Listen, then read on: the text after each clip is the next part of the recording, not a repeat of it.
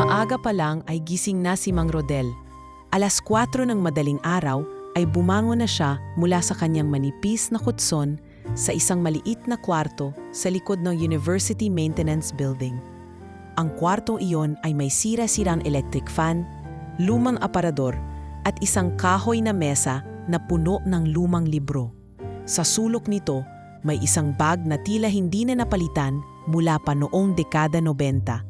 At sa loob ng bag na iyon ay isang piraso ng yaman para sa kanya. Isang makapal at medyo gusot na notebook puno ng sulat kamay na mga mathematical formula, derivations at lecture notes. Tahimik siyang naghanda ng mainit na tubig para sa instant coffee habang sinisilip ang lumang larawan ng kanyang pamilya. Si Rika, ang kanyang anak na babae na hindi na nakapagtapos ng kolehiyo dahil sa kakulangan sa pera. At ang kanyang asawa na bedridden na ngayon, halos 1 taon nang hindi nakatabangon mula sa karamdaman sa atay. Rika, anak, konting tiis pa. Makakabalik ka rin sa pag-aaral. Bulong niya habang hinihigop ang kapeng halos wala ng asukal. Matapos magpalit ng uniform, isang asul na janitor's uniform na may logo ng prestigyosong universidad, bitbit niya ang kanyang lumang walis tambo, dustpan at isang maliit na backpack kung saan nakasilid ang kanyang precious notebook. Pagdating niya sa campus ay madilim pa. Bago pa magbukang liwayway, tahimik niyang sinimulan ang kanyang gawain. Pagwawalis ng mga tuyong dahon sa quadrangle, paglalampaso ng hallway ng engineering building at pag-aayos ng mga upuan sa ilang silid-aralan. Hindi siya halos pinapansin ng mga estudyante. Kadalasan, naglalakad sila sa kanyang tabi na parang wala lang, may iba pang minsan ay bigla na lang magtatapon ng basurang lalagyan niya ng tahimik sa kanyang timba. Pero kahit kailan, hindi siya nagreklamo. Sanay na siyang mapagkamalan lang bilang parte ng background ng araw-araw na eksena sa universidad. Uy, yan na naman si Mang Rodel o. Laging may dalang notebook, feeling estudyante. Narinig niyang bulungan ng ilang estudyanteng dumaan. Hindi na siya lumingon. Nagpatuloy lang siya sa pagpunas ng mesa sa lecture hall 2B. Ngunit ang totoo, sa tuwing natatapos niya ang paglilinis sa isang silid, may ginagawa siyang kaiba. Ilalabas niya ang kanyang lumang notebook, tatayo sa harap ng pisara, at tahimik na magsusulat ng mga formula habang sinusubukang alalahanin ang mga theorem na matagal na niyang tinuro noon pa, noong siya ay isang guro pa sa probinsya. Hindi ito alam ng karamihan, pero si Mang Rodel ay dating guro sa isang pampublikong paaralan sa Quezon Province. Mahusay siya sa matematika, lalo na sa algebra at calculus. Pero nang magsara ang paaralan dahil sa kakulangan ng pondo at bumagsak ang lokal na ekonomiya, napilitan siyang lumuwas sa Maynila para maghanap ng kahit anong trabaho. Ang pagiging janitor ang natanging oportunidad na bukas para sa isang katulad niyang walang koneksyon, walang diploma sa kilalang unibersidad at hindi na rin bata. Ngunit hindi kailanmang nawala sa kanya ang pagmamahal sa math. Araw-araw, kahit pagod na, magbabasa siya ng mga lumang libro na galing sa basurahan ng library. Karamihan sa mga ito ay outdated textbooks, pero para kay Mang Rodel, bawat pahina ay ginto. Inaayos niya ito, dinidikit kung may sira. At kinoopya ang mga mahalagang konsepto sa kanyang notebook. Isang beses, habang naglilinis siya sa math department, nakita siya ni Professor Gatchalian na nakatitig sa equation na iniwan sa pisara. "Rodel?" tanong ng profesor. "May kailangan ka ba?" "Ah, wala po sir. Inupunasan ko lang po yung chalk dust." Mabilis na sagot ni Mang Rodel, habang pilit na itinatago ang kanyang interes. Ngumiti lang ang propesor at nagpatuloy sa kanyang ginagawa. Pero hindi nito alam na sa likod ng mga mata ni Mang Rodel ay isang isip na aktibong bumabalik sa mga prinsipyo ng multivariable calculus at mathematical logic. Tuwing tanghalian, nauupo siya sa lilim ng acacia tree sa likod ng building.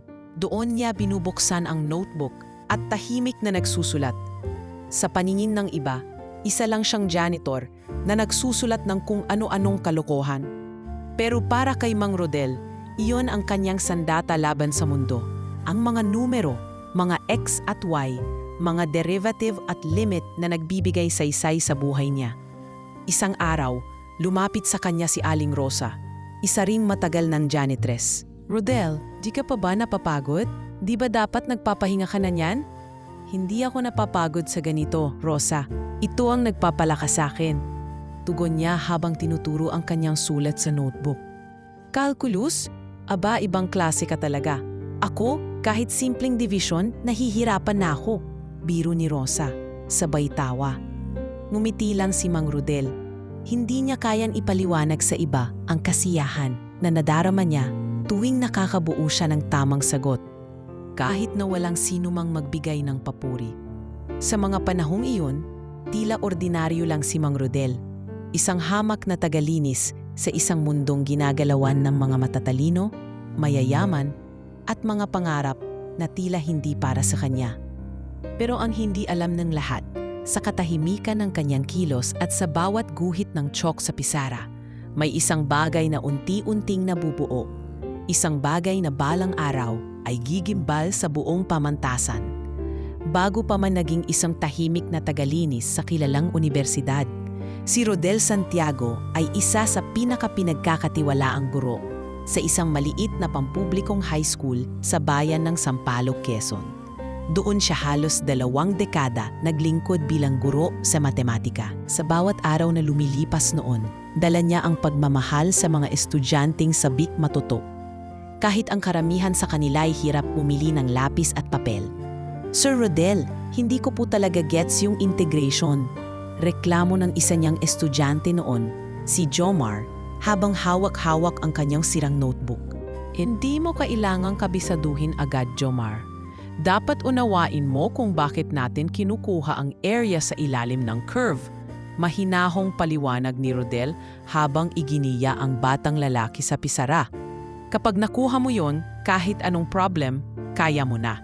May pagkakataong binibili pa niya ng chalk at notebook ang ilang estudyante sa kanyang classroom gamit ang sariling sweldo. Kahit kapos, ramdam sa kanya ang sinserong pagmamalasakit. Hindi siya mayaman sa pera, pero mayaman sa karunungan at malasakit. Kaya't noong nagsara ang paaralan dahil sa budget cut ng local government at kakulangan ng enrollment, parang tinanggalan siya ng bahagi ng sarili. Isang gabi, habang nag-iimpake ng kanyang gamit sa faculty room, napaupo siya sa kanyang upuan. Tiningnan niya ang mga larawan ng mga estudyanteng tinuruan niya. May mga drawing pa sa likod ng door panel. "Thank you, Sir Rodel." Nakasulat sa colored paper na noon ay napalitan ng lungkot. "Anong gagawin ko ngayon?" tanong niya sa sarili. Hawak ang sulat ng anak niyan si Rika. "Pa, hindi muna ako makakabayad ng tuition. Okay lang, babalik din ako balang araw." Sa puntong iyon, napilitan si Rodel na iwan ang kanyang propesyong minahal. Iniwan niya ang mapunong kalsada ng kanilang baryo, bitbit ang iilang damit, lumang notebook at isang hiling na sanay may masumpungang bagong simula sa Maynila. Pagdating niya sa lungsod, iba ang bumungad sa kanya. Ang ingay ng trapiko, ang siksikan sa LRT, ang mahal ng pagkain at ang pangungutya ng mga tao sa isang lalaking matanda na hindi na makinang sa resume. Nag-apply siya sa mga paaralan pero walang tumanggap. "Wala po kayong master's degree?" tanong ng HR ng isang private school sa Quezon City. "Wala po, pero mahigit 20 taon po akong nagturo ng high school mathematics," sagot niya. "Pasensya na po, required po ang master's ngayon." Malamig na tugon sa kanya. Sunod-sunod ang tanggi sa kanya. Minsan, tinanggihan siya hindi dahil sa credentials, kundi dahil kailangan niyang magpadala ng pera kay Rika. Kailangan niyang ipambili ng gamot ang asawa niyang si Mila, na nooy nagsimula ng makaramdam ng pananakit ng tiyan at paninilaw ng mata. "Pasensya na ma, baka hindi na ako makapagturo, pero makakahanap pa rin ako ng paraan." Wika niya sa asawa sa isang tawag habang umiiyak sa sulok ng dormitoryong inuupahan niya. Sa kanyang unang araw bilang janitor sa university, Dama niya ang bigat ng paminsang tingin ng mga estudyante. Ang ilan sa kanila, mas bata pa sa anak niyang si Rika, pero mas mataas ang tingin sa sarili.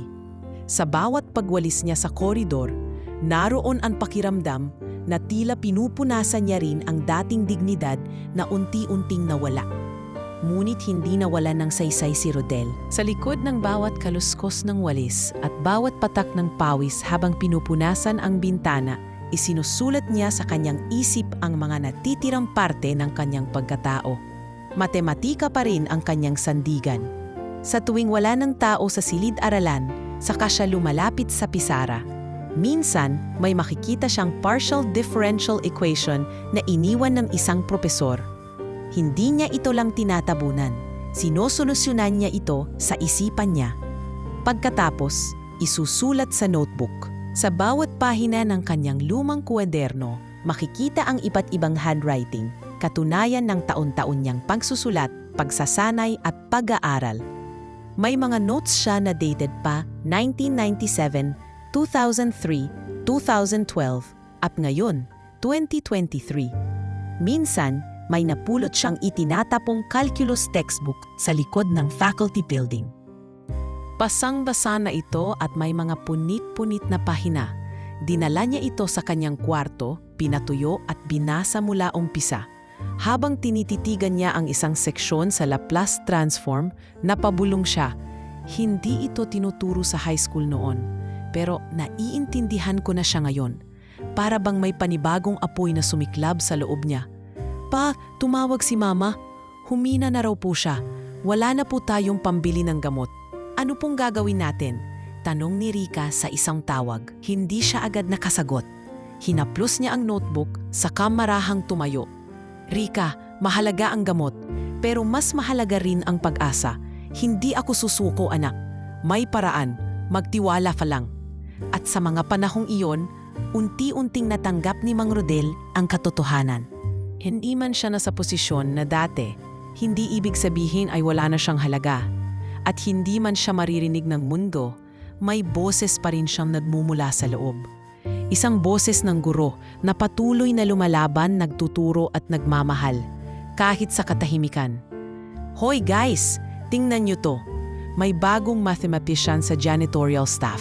Bulalas ni Dustin habang nakaturo sa loob ng lecture hall 4A. Nakaumbok ang cellphone niya sa harap ng bintana habang kinukuhanan ng video si Mang Rodel, nakasalukuyang nakayuko at magsusulat sa pisara gamit ang puting chalk. Seriously? Ani Tyrone, sabay tawa. Nagsosolve ng equation para kanino sa mga daga sa sahig? Humalakhak ang grupo. Si Sab, na tila laging may hawak na mahal na tumbler at naka-designer outfit kahit sa loob lang ng university, ay napailing habang ngumisi. Alam mo, Duz, next time, bigyan natin ng medalya to. Best in Delulu. Hindi alam ni Mang Rodel na may mga matang nanonood sa kanya habang binubura niya ang kanyang sinulat. Isinusutbit na niya ang chalk sa gilid ng kanyang bulsa at nag-ayos ng upuan. Simple lang ang kilos niya. Walang bahid ng yabang, para bang sapat na ang ilang minuto ng pagharap sa pisara para mapunan ang kung anong kulang sa kanya sa araw na iyon. Nang makalapit si Dustin at ang tropa, nagsimula na silang mang-asar. Kuya, nag-aaral ka ba ng calculus? Tanong ni Dustin, kunway inosente ang tono. Ngumiti si Mang Rodel at marahan tumango. Oo anak. Mahirap pero maganda itong paglaruan ng isipan. Tumaas ang kilay ni Sab. Paglaruan ng isipan? Talaga bang naiintindihan mo yan? Baka pinupunasan mo lang yung sinulat ng prof eh. Tama, baka sinusulat mo lang yan kasi gusto mong magmukhang matalino sa TikTok. Dagdag ni Tyrone habang pilit kinuhubli ang kanyang tawa. Hindi ako nagpapapansin. Tugon ni Mang Rodel na tahimik pa rin ang tono. Gusto ko lang magsanay. Sayang ang tsak kung hindi mapapakinabangan.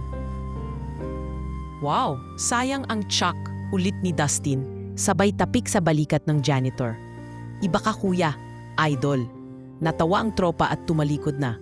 Naiwan si Mang Rodel na pinupunasan ang mga iniwang footprints ng estudyanteng dumaan. Ngunit sa di kalayuan, isang babae ang nakamasid, si Faye. Si Faye ay isang third-year engineering student na kilala sa pagiging seryoso at tahimik. Hindi siya kasali sa barkadahan ni Dustin. Lumaki siya sa simpleng pamilya at maraming bagay sa university culture ang hindi niya kinagigiliwan. Isa na rito ang pagmamata sa mga nasa ibabang posisyon sa lipunan. Nang marinig niya ang pagtawa at panlalait sa janitor, hindi niya maiwasang hindi mapailing. Bakit nila kailangang ganon? Tanong niya sa sarili habang naglalakad palayo. Kung hindi kayo interesado, hayaan niyo siyang magsulat. Kinagabihan, sa library kung saan isa rin si Faye sa mga student assistant, muling napansin ni Faye ang notebook na madalas hawak ni Mang Rodel. Naiwan ito sa isang gilid ng kantin at dahil kilalanan niya ang may-ari, agad niya itong pinulot. Sa kanyang pagkabigla, hindi ito simpleng notebook lang. Puno ito ng maayos na derivations, sariling graphs, step-by-step solutions ng mga advanced calculus at differential equations. Maraming pahina ang may petsa at kahit ang handwriting ay halatang galing sa maraming taon ng practice. Hindi ito gawa-gawa lang. Bulong niya habang binubuklat ang pahina. Kinabukasan, ibinalik niya ito kay Mang Rodel na nooy naglilinis ng hallway. "Sir, Kuya Rodel," tawag niya, sabay abot ng notebook. "Naiwan mo po ito kagabi." Mumiti si Mang Rodel at marahang tinanggap ito. "Salamat, Hija. Pasensya ka na, medyo makalat yan." "Hindi po. Ang galing nga po eh. Kayo po ba talaga ang nagsulat ng lahat niyan?" Nagkibit balikat si Rodel. "Oo, noon pa kasi mahilig na ako sa math."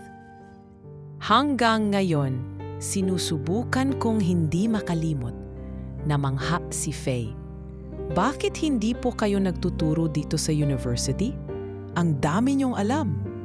Sarado ang pinto ng mga ganyang oportunidad sa gaya ko. Pero ayos lang. Basta may chalk at pisara, may dahilan pa rin para matuto. Lumapit si Faye, bahagyang nahihiya. "Kung okay lang po, pwede po ba akong makisali minsan? May ilang topic po kasi ako sa vector calculus na hirap ako." Napaisip si Mang Rodel, sakang ngumiti. "Kung gusto mong makinig sa lumang boses ng math teacher, ayos lang. Pero wag kang aasa ng kape, anak. Tubig lang ang meron ako." Nagkatawanan silang dalawa. Sa kabila ng mga panlalait, may isang taong marunong tumingin sa talino ng iba, kahit pa ito'y nakasuot ng uniform na hindi kilala ng akademya. Pero sa kabilang banda, sina Dustin at ang kanyang grupo ay may bagong balak. Hindi sila nasiyahan sa nakita nilang reaksyon ni Rodel. Para sa kanila, ang janitor na iyon ay masyadong kumpiyansa at kailangan nitong maranasan ang tunay na limitasyon ng posisyon niya. "Dude," wika ni Dustin habang nagkakape sa common lounge. "Isipin mo, isang janitor nagsosolve ng equation? Kailangan nating ipakita sa kanya ang tunay na math ng universidad. May challenge ako." Dagdag ni Tyrone. "Bibigyan natin siya ng pinakamahirap na problem from our last math Olympiad. Gusto niyan maglaro sa mundo natin? Pagbigyan natin. Siguraduhin nating maraming manonood," ani Sab, para next time, hindi na siya magkakalakas ng loob pang magsulat sa pisara. Hindi alam ni Mang Rodel na ang tahimik niyang mundo ay unti-unti nang pinapasok ng ingay. Ingay na mga taong walang balak intindihin siya, kundi yurakan ang natitira niyang dignidad. Ngunit ang hindi ring alam ng mga ito, sa bawat hakbang na kanilang ginagawa para ipahiya siya, ay lalo lamang nilang ibinubukas ang pintuan sa isang bagay na higit pa sa inakala nila. Mainit ang araw nang muling makita ni Dustin si Mang Rodel sa quadrangle. Bitbit nito ang mop at timba habang pinupunasan ang basang simento sa harap ng student center. Nakayuko si Mang Rodel, nakasombrero at tila walang pakialam sa mga estudyanteng nagdaraan. Ngunit sa likod ng isang haligi, may 3 pares ng matang maingat na nagmamasid sa kanya. Sina Dustin, Tyrone at Sab. "Ngayon na ang tamang panahon," bulong ni Dustin habang nakanising parang may binubuong kalokohan. "Yung challenge natin, gagawin natin ngayon. Sigurado ka ba? Baka hindi niya maintindihan. Sayang effort." Sabad ni Sab habang hinihigop ang kaniyang milk tea. Yan ang point. The harder, the better, singit ni Tyrone. Para makita ng lahat na hanggang mop lang siya. Sa tingin niyo ba, may janitor na kayang sagutin ang problem sa Math Olympiad? Ilang oras pa lang ang nakalilipas mula nang makakuha si Dustin ng isang matinding calculus integration problem mula sa professor nilang si Dr. Lorenzo. Kilala sa university bilang isa sa pinakamahigpit sa buong math department. Gamit ang lumang test bank ng mga international math competitions, pinili niya ang isa sa pinakamahaba at pinakamagulong item, isang nested integration problem na sinamahan pa niya ng trick identity. Kahit si Dustin ay nahirapang sagutan ito noong una. Nagkakatuwaan sila habang pinaplano kung paano ito ihaharap kay Mang Rodel. Gusto nilang gawin ito sa public area kung saan maraming estudyante ang makakapanood. Hindi para sa learning, kundi para sa katatawanan. Iminungkahi ni Sab na sa amphitheater ito gawin sa mismong araw ng Interdepartmental Quiz Bee, kung saan maraming math majors ang naroroon. Kinausap ni Dustin si Mang Rodel kinabukasan habang ito'y nagpapahinga sa ilalim ng punong akasya. "Kuya Rodel, may pabor kami," bumad niya na may pailalim ng ngiti. Actually, challenge. Napatingin si Mang Rodel sa kanya, sabay tungo. "Anong klaseng challenge, anak?" "Math problem." Sabi kasi ni Tyrone, sobrang galing mo raw sa calculus. Sabay irap ni Dustin kay Tyrone na kunway nahihiya. "Hindi naman ako magaling. Nag-aaral lang ako sa sarili," sagot ni Mang Rodel, nahihiyang ngumiti. "Well, gusto ka namin isali sa fun challenge para sa mga staff. Parang event lang po namin. Bibigyan ka namin ng problem na sinosolve ng mga top students. Tapos kung masagot mo, may premyo." "Premyo?" tanong ni Mang Rodel, tila naguguluhan. "Oo, 5,000 pesos cash. Galing sa donation ng isang alumni para sa outreach. At syempre, aplos ng buong amphitheater." Dagdag pa ni Tyrone, kunway seryoso. Si Mang Rodel ay natigilan. Hindi dahil sa challenge, kundi dahil sa halaga. 5,000. 5,000 ay katumbas ng 2 linggong gamot ng asawa niya. Pambili ng bagong sapatos ni Rika na ilang buwan ng butas ang pares. Halaga na maaaring itaguyod ang ilang araw pa nilang pag-asa. "Ano pang problema yon?" tanong ni Mang Rodel, bahagyang kabado. "Huwag kang mag-alala, simple lang," ani Sab, sabay abot ng folder na may nakasulat na mahigit 5 linya ng equation. Tiningnan ito ni Mang Rodel. Napansin agad niyang ito ay hindi simpleng tanong. May 5 layers ng integration at substitution. May kasamang manipulation ng trigonometric identities. Sa una pa lang, alam na niyang hindi ito para sa simpleng staff challenge. Ngunit kahit ganon, marahang tumango si Mang Rodel. "Sige, kung mapaglilibangan lang, bakit hindi?" "Great!" sigaw ni Dustin. "Bukas 2 p.m. sa amphitheater. Dapat andun ka, don't be late." Kinabukasan, bago mag-alas 2, binigyan si Mang Rodel ng mas marami pang trabahong linisin sa faculty lounge. Pinapwesto siya ng supervisor na si Sir Manny na kadalasan naaapektuhan ng mga chismis ng estudyante. "Hoy, Rodel, bilisan mo, marami pa tayong sisinhutin dito. Huwag kang magmamadaling umalis," utos nito. "Opo sir, pero may sinabi po kasi." "Wala akong pakialam. Trabaho muna bago kung ano-ano mong extracurricular." Habang sinisiksik niya ang kanyang sarili para matapos ang trabaho, tumatakbo sa isip niya ang problemang ibinigay ng mga estudyante. Hindi lang ito basta practice. Ramdam niya sa tono ng mga ito na may halong panunuya. Pero kahit ganon, may bahagi sa kanya ang nais tanggapin ang hamon, hindi para patunayan ang sarili sa kanila, kundi para ipaglaban ang dignidad na matagal nang kinalkal sa putikan. Makalipas ang ilang minuto, patakbo siyang dumating sa amphitheater. Naroon na ang mga estudyante at ang quiz bee ay kakatapos lamang. Nakapwesto na si Dustin sa gitna, may hawak na microphone. "Ladies and gentlemen, special segment tayo ngayon. Kilala niyo pa si Kuya Rodel, ang legend ng mop at chalk?" Sabay palakpakan ng ilan habang ang iba na may nagbubulungan. Lumapit si Mang Rodel, hawak ang folder. "Ready ka na ba, kuya? Tanong ni Dustin, nakangiti pero malamig ang mata. Tumango si Mang Rodel. Pinatayo siya sa gitna ng stage. Sa kanyang harap ay ang pisara.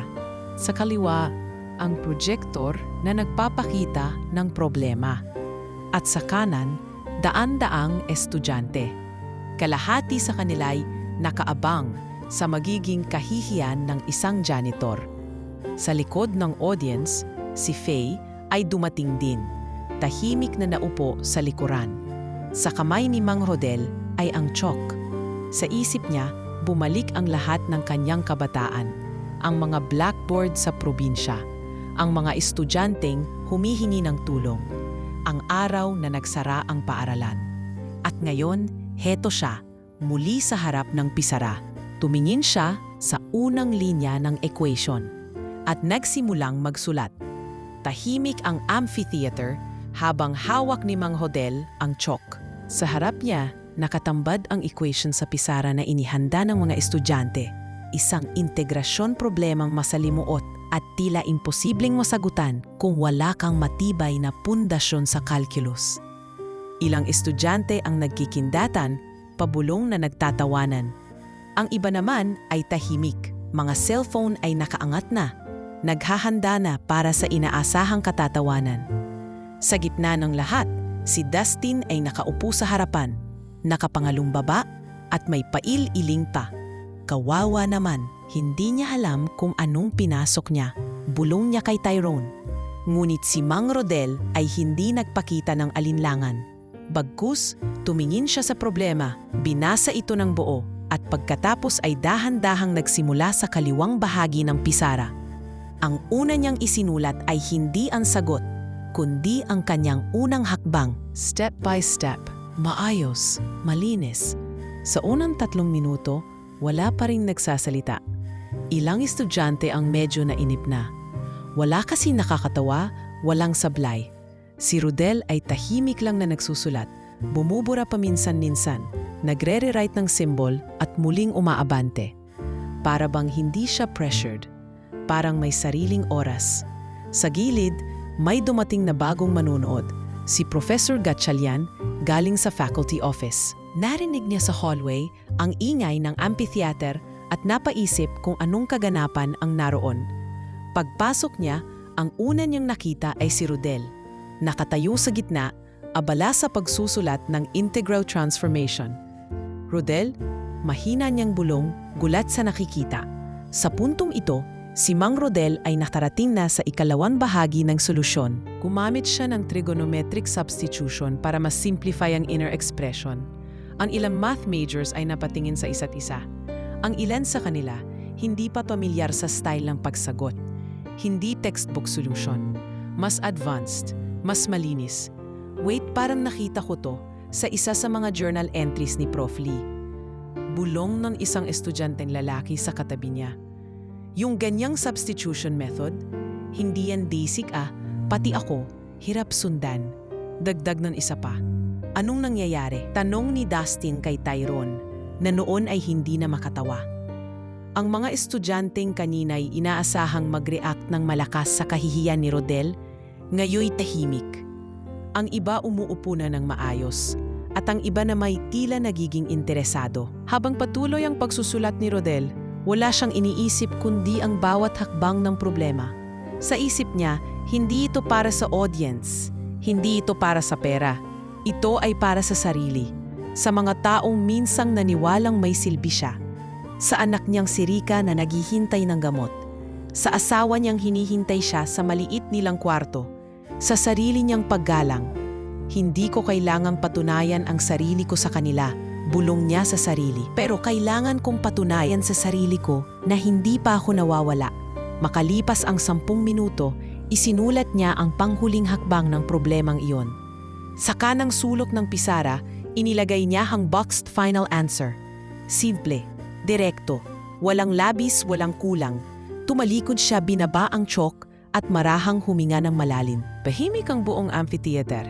Walang pumalakpak, wala ring nagtawanan. Lahat ay tila hindi makapaniwala sa nasaksihan. "Excuse me," tawag ni Professor Gatchalian, sabay lakad papalapit sa pisara. Tiningnan niya ang bawat bahagi ng sinulat ni Rodel mula sa simula hanggang huling linya. Ilang beses siyang napahinto, waring iniisa-isa ang bawat logic jump at algebraic manipulation. Lumapit si Dustin, bahagyang kabado. "Prof, joke lang po yan. Baka may mali rin naman siya." Hindi siya pinansin ni Gatchalian. Pagkalipas ng ilang minuto, lumingon ang propesor sa lahat ng naroroon. Ang kanyang mukha ay hindi nagbago ng ekspresyon, pero ang tono ng kanyang tinig ay tila ba punong-puno ng paghanga. "Who solved this?" tanong niya, tila hindi makapaniwala. May nagtaas ng kamay at tinuro si Mang Rodel. "Sir, si Kuya Rodel po. Janitor po namin dito." Nagkatinginan ang mga estudyante. Si Faye, mula sa likod, ay napapangiti habang pinagmamasdan si Mang Rodel na tila hindi alam kung tatayo pa siya o uupo na. "Hindi lang ito tama," ani Professor Gatchalian. "This solution is elegant. Malinis, step by step, at may insight. Hindi textbook style. Ito ay gawa ng taong matagal ng kaibigan ang calculus." Napamura sa gulat si Tyrone sa tabi ni Dustin. Prof, you mean to say tama lahat ng sinagot niya?" Tumamo si Gatchalian. "Hindi lang basta tama, nakakabilib. Kaya sinasabi ko sa inyo, never judge someone's mind by the uniform they wear." Sa puntong iyon, nagsimulang magbulungan ang mga tao. Ang iba ay bumilib, ang ilan ay nahiya sa sarili. Si Dustin ay hindi makatingin ng diretsyo. Hindi niya inakala na ang taong sinubukan nilang gawing katatawanan ay kayang magbigay ng leksyon. Hindi lang sa calculus, kundi sa kababaang loob. Si Mang Rodel, sa kabilang banda, ay tahimik lang na pinulot ang chalk at notebook niya. Hindi siya ngumiti. Hindi rin siya lumingon sa mga palakpakan na unti-unting sumunod. Tumango lang siya kay Professor Gatchalian at bumaba mula sa entablado. Nang makalabas siya ng amphitheater, pinisil niya ang kanyang bulsa. Wala namang laman kundi panyo at kapirasong baryang pambiling tinapay. Ngunit sa puso niya, may bagay na mas mahalaga pa sa salapi ang naibalik. Ang karangalang hindi kailanmang nawala, kundi pansamantalang itinago sa ilalim ng map, alikabok at katahimikan. Agkababa ni Mang Rodel mula sa entablado ng amphitheater, tila unti-unti namang bumabalik sa normal ang hininga ng mga estudyante sa paligid. Ngunit kahit nagsimula na magsalita muli ang ilan, hindi maikakailang may naiwan sa kanilang katahimikan. Isang hindi inaasahang pagkamangha, isang uring paggalang na bihirang ibigay sa isang taong buong akala nila ay wala lang. Sa gitna ng amphitheater, natatayo pa rin si Professor Gatchalian. Hawak niya ang folder kung saan nakasulap ang orihinal na problem na ibinigay kay Mang Rodel. Ilang sandali pa'y nilapitan siya ng isa pang guro, si Professor Canlas, isang veteranong instructor ng engineering calculus. "Gatchalian, anong meron dito? Narinig ko sa faculty na may janitor daw na sumagot ng Olympiad-level calculus problem." "Totoo ba?" tanong nito habang nanlalaki ang mata. "Hindi lang totoo, nandito ang ebidensya." Iniabot niya ang kopya ng problemang sinagutan ni Mang Rodel at itinuro ang pisara na punong-puno pa rin ng mga linya ng sagot. "Ito ang solusyon ng janitor natin." Kinuha ni Professor Canlas ang chalk at sinubukang sundan ang ginawa ni Rodel. Sa simula ay medyo nag-alinlangan siya, pero habang isinusulat niya ang unang 5 hakbang at sinundan ang bawat linya, napansin niyang walang sablay. Malinis, lohikal, minsan ay may shortcut pero hindi ito padaskol. Matatalinong shortcut, eksaktong mga galaw na alam ng isang taong hindi lang nag-aaral kundi bumubuo na mismo ng sariling estilo. Sa audience, dahan-dahan nang nagsialisan ang ilan, pero karamihan ay nanatili sa paligid kahit wala ng programa. Parang ayaw nilang mawala ang kakaibang alaala na nasaksihan nila. Marami ang nagtataka kung sino nga ba talaga si Mang Rodel. Ano ang kanyang pinagdaanan? Saan siya natuto? Maya-maya pa, biglang kumislot ang mga cellphone ng ilang estudyante. Kumalat na sa student group chats ang ilang video clip ng performance ni Mang Rodel. May nagsimulang mag-post sa Twitter, "Janitor sa univ namin, mas magaling pa sa top student." Grabe. Kalakit ang video kung saan tahimik pero kumpiyansa siyang nagsusulat sa pisara. Sa loob lamang ng isang oras, libo-libong views at reactions ang nakuha nito. Grabe tong si Kuya Rodel. Parang math god in disguise. Komento ng isa sa social media. Hindi nagtagal ay sumabog ang ingay online. Maging sa mga alumni group chat, may nagbahagi ng video.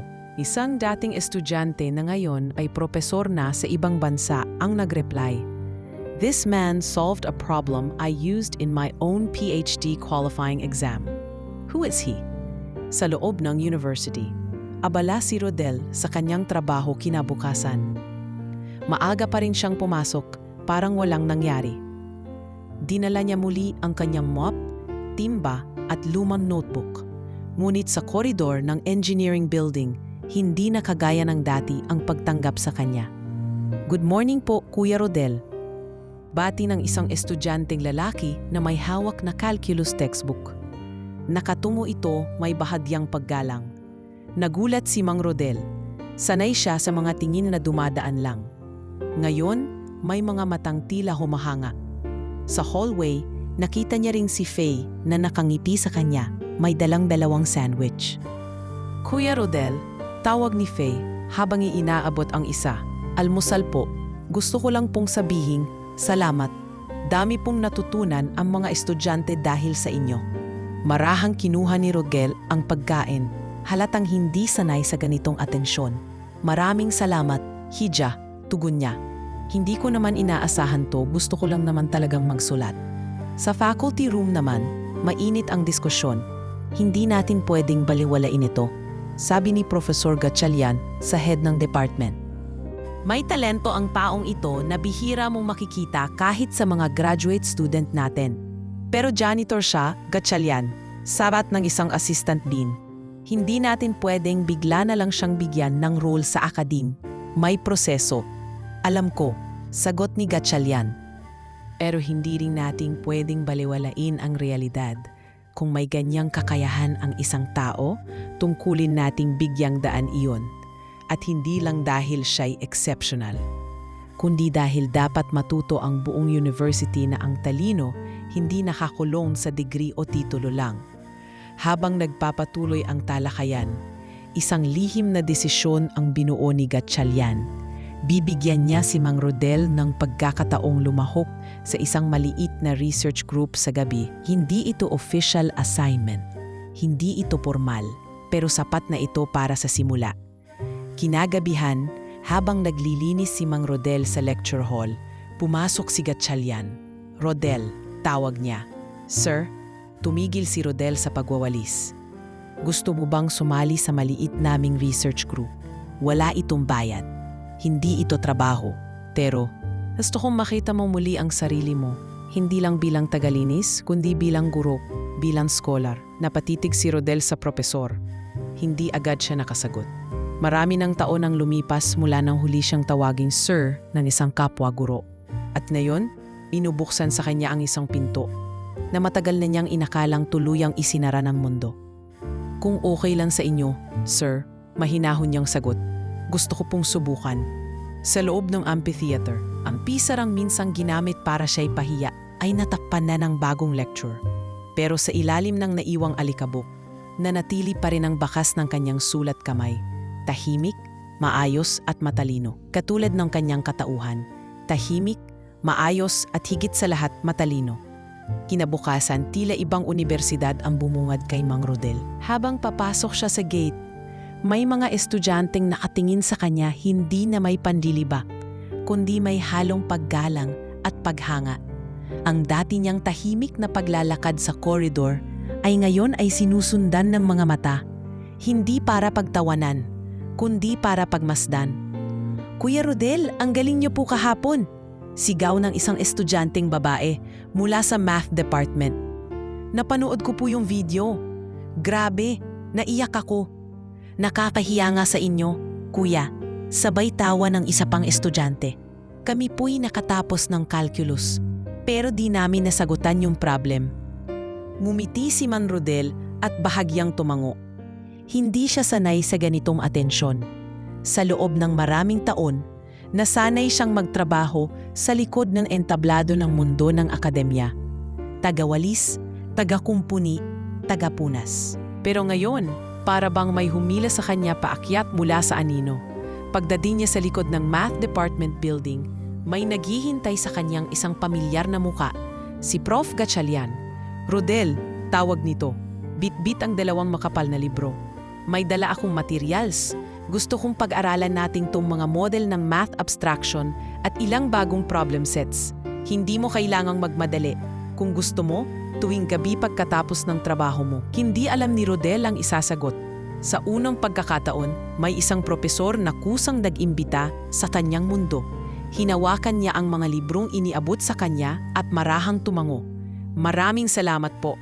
Sir, hindi ko po alam kung karapat-dapat ako. Pero gagawin ko po ang makakaya ko.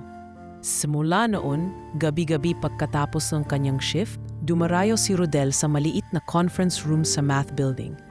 Doon tahimik silang nagbubukas ng libro, nagsosolve ng problem sets, at nagbabahaginan ng mga pananaw sa mathematical theory. Para sa mga estudyante at faculty na dumaraan, ito'y tila kakaiba. Isang janitor at isang propesor, pantay sa isang mesa, parehong lumulunod sa mundo ng numero. Minsan ay may mga estudyante na rin ang sumasali. Sir, pwede pong makiupo? Tanong ng isang fourth year na si Angelo. Gusto ko pong maintindihan yung method ni Kuya Rodel. Hindi ito naging opisyal na klase, pero lumalawak ang epekto. Unti-unting napapansin ng buong department ang ginagawa ni Rodel. May ilan sa mga propesor ang namangha. Ngunit hindi lahat ay natuwa. Sa faculty lounge, may ilang usap-usapan na nagsimulang sumingaw. Bakit tinapayagan to ni Gatchalian? Tanong ng isang matandang profesor. Wala siyang lisensya, wala siyang credentials, at janitor siya. Nagiging celebrity lang siya kasi viral siya online. Dagdag ng isa. Pero hindi yan batayan para turuan ang mga estudyante. Karamihan sa mga reklamo ay nagmumula sa mga taong hindi kailanman lumapit kay Rodel.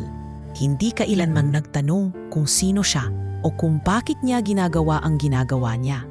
Ngunit ang katotohanan ay unti-unti na siyang kinikilala. Hindi dahil sa kaniyang posisyon, kundi dahil sa kaniyang galing. Sa kabilang banda, si Dustin ay hindi mapakali. Hindi siya sanay na ang taong minsan niyang pinagtawanan ay ngayon ay pinupuri ng lahat. Unti-unti siyang nabubulid sa guilt. Nakita niya ang video niya mismo, ang footage na siyang kumuha, na yun ay milyon na ang views. Ang dating biro naging inspirasyon. Sa tuwing makikita niya si Mang Rodel sa hallway, parang may kung ano sumasakal sa dibdib niya. Isang gabi, naghintay siya sa labas ng conference room habang magtatapos ang study session ni na Rodel at Gatchalian. Paglabas ni Rodel, tinawag siya ni Dustin. Kuya, sandali lang po. Mahinang tawag nito. Dustin, bati ni Mang Rodel. May kailangan ka ba, iho? Gusto ko lang po humingi ng pasensya. Alam ko pong mali yung ginawa namin noon. Hindi ko po akalaing ganun kayo katalino. Hindi ko rin po akalaing masama pala ang loob ko sa sarili ko pagkatapos. Tumingin lang si Rodel sa kanya, saka tumango. Salamat, anak. Hindi ko naman dinadala sa puso yon. Alam ko naman kung minsan bata pa kayo. Pero salamat at may lakas ka ng loob na magsabi niyan. Iba na yon. Nagkatinginan sila ng ilang sekundo. At sa titig ni Rodel, nakita ni Dustin ang isang bagay na hindi niya inaasahan. Tunay na kababaang loob. Kung gusto mong sumali sa mga session namin sa gabi, bukas yon para sa lahat. Dagdag ni Rodel, sabay tapik sa balikat ni Dustin. Hindi na siya nakapansalita. Tumango lang siya, sabay lakad palayo. Ngunit habang dumarami ang nakakakilala at humahanga kay Rodel, may ilang tao sa paligid na nagsisimulang mainis. Sa administrative office, isang matandang lalaki na matagal nang bahagi ng universidad ang hindi natutuwa, si Dean Alejandro Lamas. Bakit pinapayagan ang isang janitor na turuan ng mga estudyante? Baka bukas, may maintenance staff na ring nagtuturo ng chemistry. Sarkastikong komento nito sa faculty meeting. Ngunit hindi niya alam, ang ideyang gusto niyang durugin ay isa ng apoy na hindi na kayang patayin ng kanyang galit. Sapagkat ang taong dating inaapakan, ngayon ay pinakikinggan. At ang tinig na dati tahimik, ngayon ay naging inspirasyon. Hindi na ito makatarungan. Mariing sabi ni Dean Alejandro Llamas habang pinapahid ang kanyang makakapal na salamin. Masyado na siyang pinapansin, masyado na siyang pinapalaki. Sa loob ng kanyang opisina, mainit ang usapan sa pagitan ng ilang senior admin staff. Kasama niya roon ang assistant head ng maintenance, si Mr. Benito at 2 pang coordinator mula sa Human Resources. Matapos kumalat sa buong campus ang balita tungkol sa galing ni Mang Rodel sa calculus, sunod-sunod din ang atensyon at suporta na ibinibigay sa kanya. Para kay Dean Llamas, ito ay isang uri ng pambabastos sa estrukturang matagal nang nakalapat sa universidad. Janitor siya, hindi siya guro. Walang degree mula sa university na ito. Hindi ito talent show. Ito ay institusyon ng akademya. Dagdag niya habang pinipisil ang gilid ng kanyang ilong, tanda ng pagkainis. Pero Dean, sabat ni Mr. Benito, wala naman pong inaabala si Rodel. Natatapos niya ang trabaho niya at hindi siya lumalabag sa anumang patakaran. Katunayan po, nagiging inspirasyon siya sa mga estudyante. Yun na ang problema, madiing sagot ni Llamas. Kapag sinanay mo silang tanggapin na kahit sinong magpakitang gilas ay pwedeng pumasok sa larangan ng pagtuturo, mawawala ang respeto sa hierarchy. Kaya't 1 linggo matapos ang insidente sa amphitheater, nagsimula ang serye ng tahimik ngunit sistematikong paghihigpit kay Rodel. Una, binago ang kanyang schedule. Ang dating madaling araw hanggang tanghali na shift ay inilipat sa hapon hanggang gabi, kasabay ng kanyang math study sessions kay Professor Gatchalian. Rodel, tawag ni Mr. Benito, isang hapon habang nag-aayos siya ng mga gamit. Galing daw sa itaas, kailangan mong lumipat ng schedule. Dapat 2 p.m. to 10 p.m. ka na. Pero sir, may usapan po kami ni Professor Gatchalian. Tuwing gabi po kasi kami nagkikita para sa... Alam ko, Rodel, pero hindi ko na pwedeng labagin ang utos ng Dean.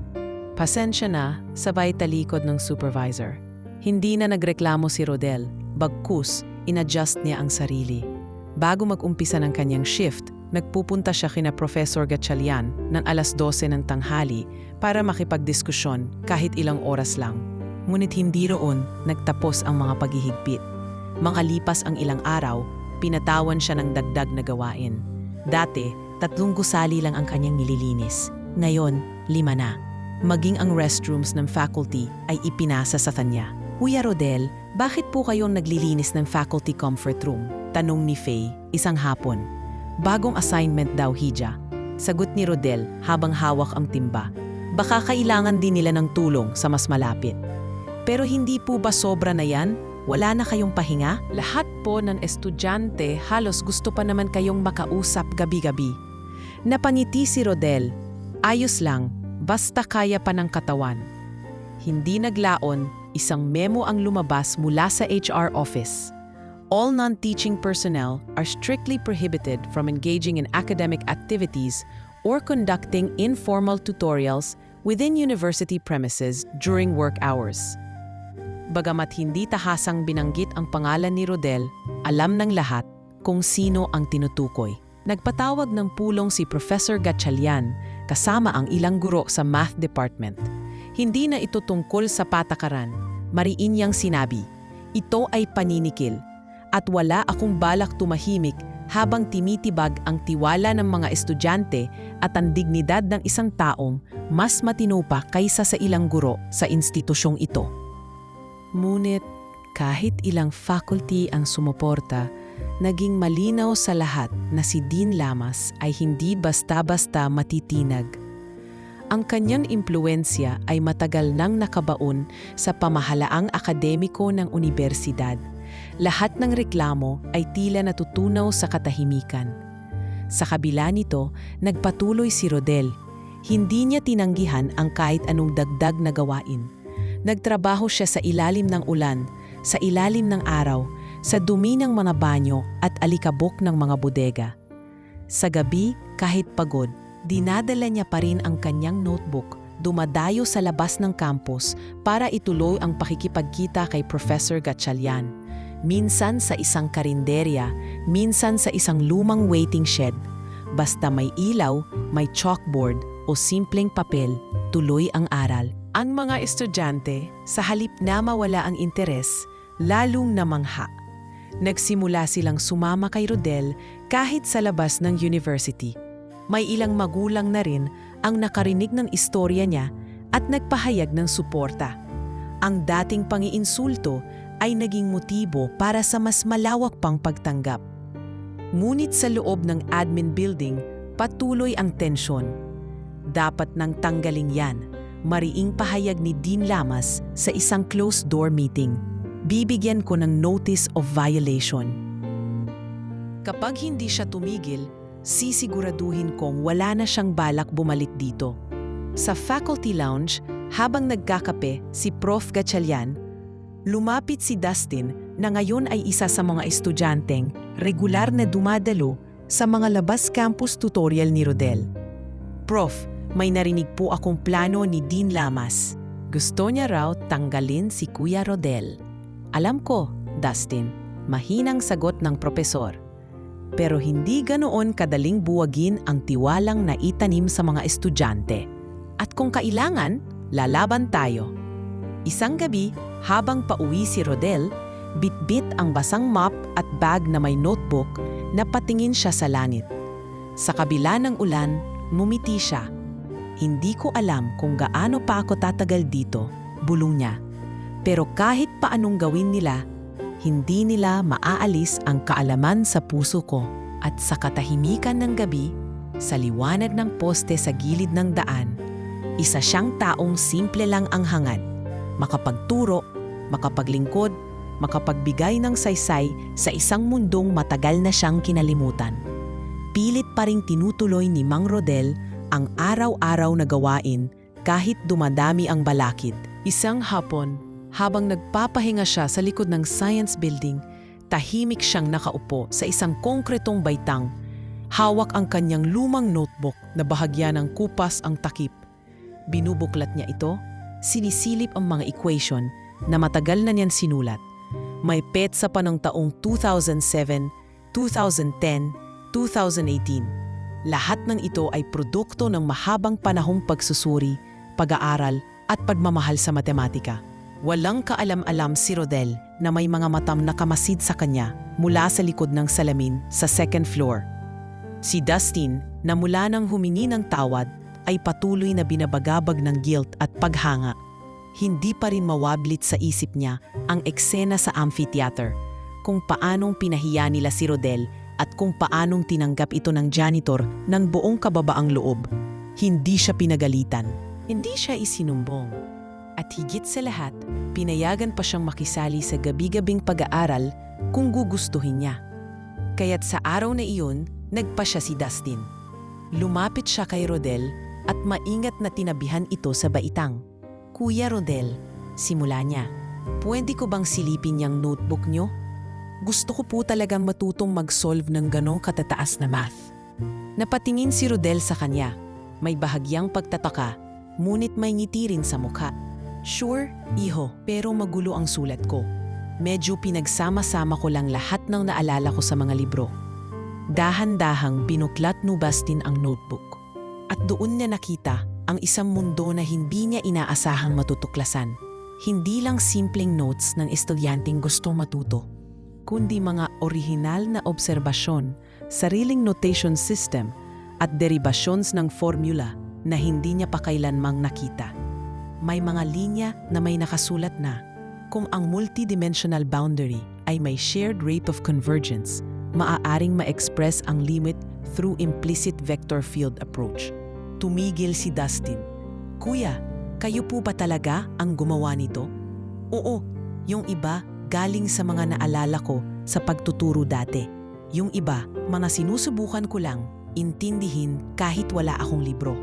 Pinagsama-sama ko lang yung nakikita ko at yung naiisip kong pwedeng paraan. Kuya, tong notation na to, tinuro ni Dustin ang isang bahagi ng pahina na may kakaibang simbolo. Hindi po ito ginagamit sa standard textbook. parang may bago kayong sinusubukang ipaliwanag? Napangiti si Rodel. Naisip ko lang na baka may ibang paraan para i-approach yung problema. Kasi minsan, yung notation natin masyadong mahaba. Paano kung mas gawing intuitive? Sa di kalayuan, nakarinig si Faye ng usapan nila at lumapit. Ano yan? Tanong niya. Faye, tingnan mo to. Parang may bagong technique si Kuya Rodel sa pag-analyze ng limit behaviors sa higher dimension vectors. Hindi ko pa to nakikita kahit sa mga journal na binabasa ko. Tiningnan ni Faye ang pahina, inisil ang kanyang labi at bumuntong hininga. Kuya Rodel, dapat itong mga sinusulat nyo, hindi lang nasa notebook. Dapat nasa mga academic papers. Dapat mabasa ng ibang researchers. Napailing si Rodel. Hindi ko naman alam kung tama lahat yan. Baka marami akong maling assumptions. Hindi rin ako marunong gumawa ng research paper, iha. Pero may laman, kuya. May potential, sagot ni Dustin. Pwede naming ipakita ito sa professor namin, hindi para ipagyabang ka, kundi para mabigyan ng tamang pagsusuri. Lumipas ang ilang araw at unti-unting naging regular ang paglapit ni Dustin at Faye kay Rodel. Araw-araw, sinisilip nila ang notebook. Nagtatanong, nagsusulat ng notes sa sarili nilang papel. Hindi nagtagal, naging parang mentoring session na ang bawat upuan nila sa likod ng science building. Isang gabi, nagkaroon sila ng impormal na pagpupulong sa isang maliit na silid sa labas ng campus. Bitbit ni na Faye at Dustin ang ilang pages na kinopya mula sa notebook ni Rodel at doon nila pinakita kay Professor Gatchalian ang laman nito. Sir, tingnan niyo po ito, ani Faye. Hindi po to ordinaryong mga sulat. May mga konseptong sinusubukang ipaliwanag si Kuya Rodel na hindi tinatalakay sa regular curriculum. Baka pwedeng i-validate ninyo. Tahimik si Gatchalian habang binabasa ang mga pahina. Ilang minuto rin ang lumipas bago siya nagsalita. Hindi ko masasabi kung lahat ay tama, pero malinaw na may malalim na pag-intindi ang gumawa nito. At yung mga notation, bago. May insight, hindi to gawa-gawa lang. Hindi to kinopya, pinag-isipan ito ng matagal. Pinadedesisyonan ni Professor Gatchalian na anyayahan si Rodel na ipakilala ang sarili sa isa sa kanilang informal research groups. Hindi opisyal, hindi formal, ngunit isang hakbang para makita rin ng ibang mga propesor at graduate student ang taglay nitong kaalaman. Nang ipaalam ito kay Rodel, nagulat siya. Sir, sigurado po kayo? Baka pantawanan lang nila ako. Huwag mong isipin yon, Rodel, ani Gatchalian. Kung sineryoso mong buuin ito ng walang guidance, mas lalo silang dapat makinig. At kung mali ang ilan sa mga ideya mo, ayos lang. Ang mahalaga, matututo ka rin. Kinagabihan, nagtipon-tipon sila sa isang maliit na silid-aralan.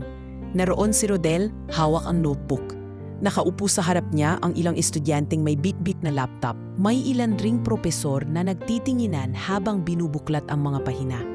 At sa unang pagkakataon matapos ang halos 2 dekada, muli siyang nakapagsalita sa harap ng klase. Hindi bilang janitor, kundi bilang isang guro. Sa kanyang boses, hindi maririnig ang yabang. Hindi rin ito puno ng kumpiyansa. Ngunit bawat salitang lumalabas sa kanyang bibig ay puno ng sigasig, pagod at pananampalatayang hindi kailanmang bimitaw. At habang pinapaliwanag niya ang kanyang sariling notation para sa alternate representation ng higher order limits, may isang estudyanteng bulong sa likod. Grabe, parang hindi lang ito basta janitor, parang isa siyang nawawalang mathematician. Hindi pa man lubos na nakakaakyat sa tagumpay si Mang Rodel, unti-unti na namang umuusbong ang mga aninong pilit siyang hinihila pababa. Isang hapon, habang abala siya sa pagwawalis sa likod ng library, may narinig siyang pabulong na usapan mula sa 2 estudyanteng napadaan. Sabi nila, ginagamit lang daw ni Kuya Rodel yung mga research ng mga estudyante tapos inaangkin. Ginagawa raw sa notebook niya. Ha? Totoo ba yon? Ewan, may nagsumbong daw sa admin. Baka imbestigahan. Napahinto si Rodel sa ginagawa. Hindi niya agad alam kung anong mararamdaman. Pagkabigla, takot o lungkot. Alam niyang wala siyang inaangkin na hindi kanya. Lahat ng isinusulat niya ay mula sa mga taon ng sariling pag-aaral at pagsusuri. Ngunit ang ganitong chismis ay parang lason na mabilis kumalat sa paligid, lalo na kung galing sa taong may impluensya.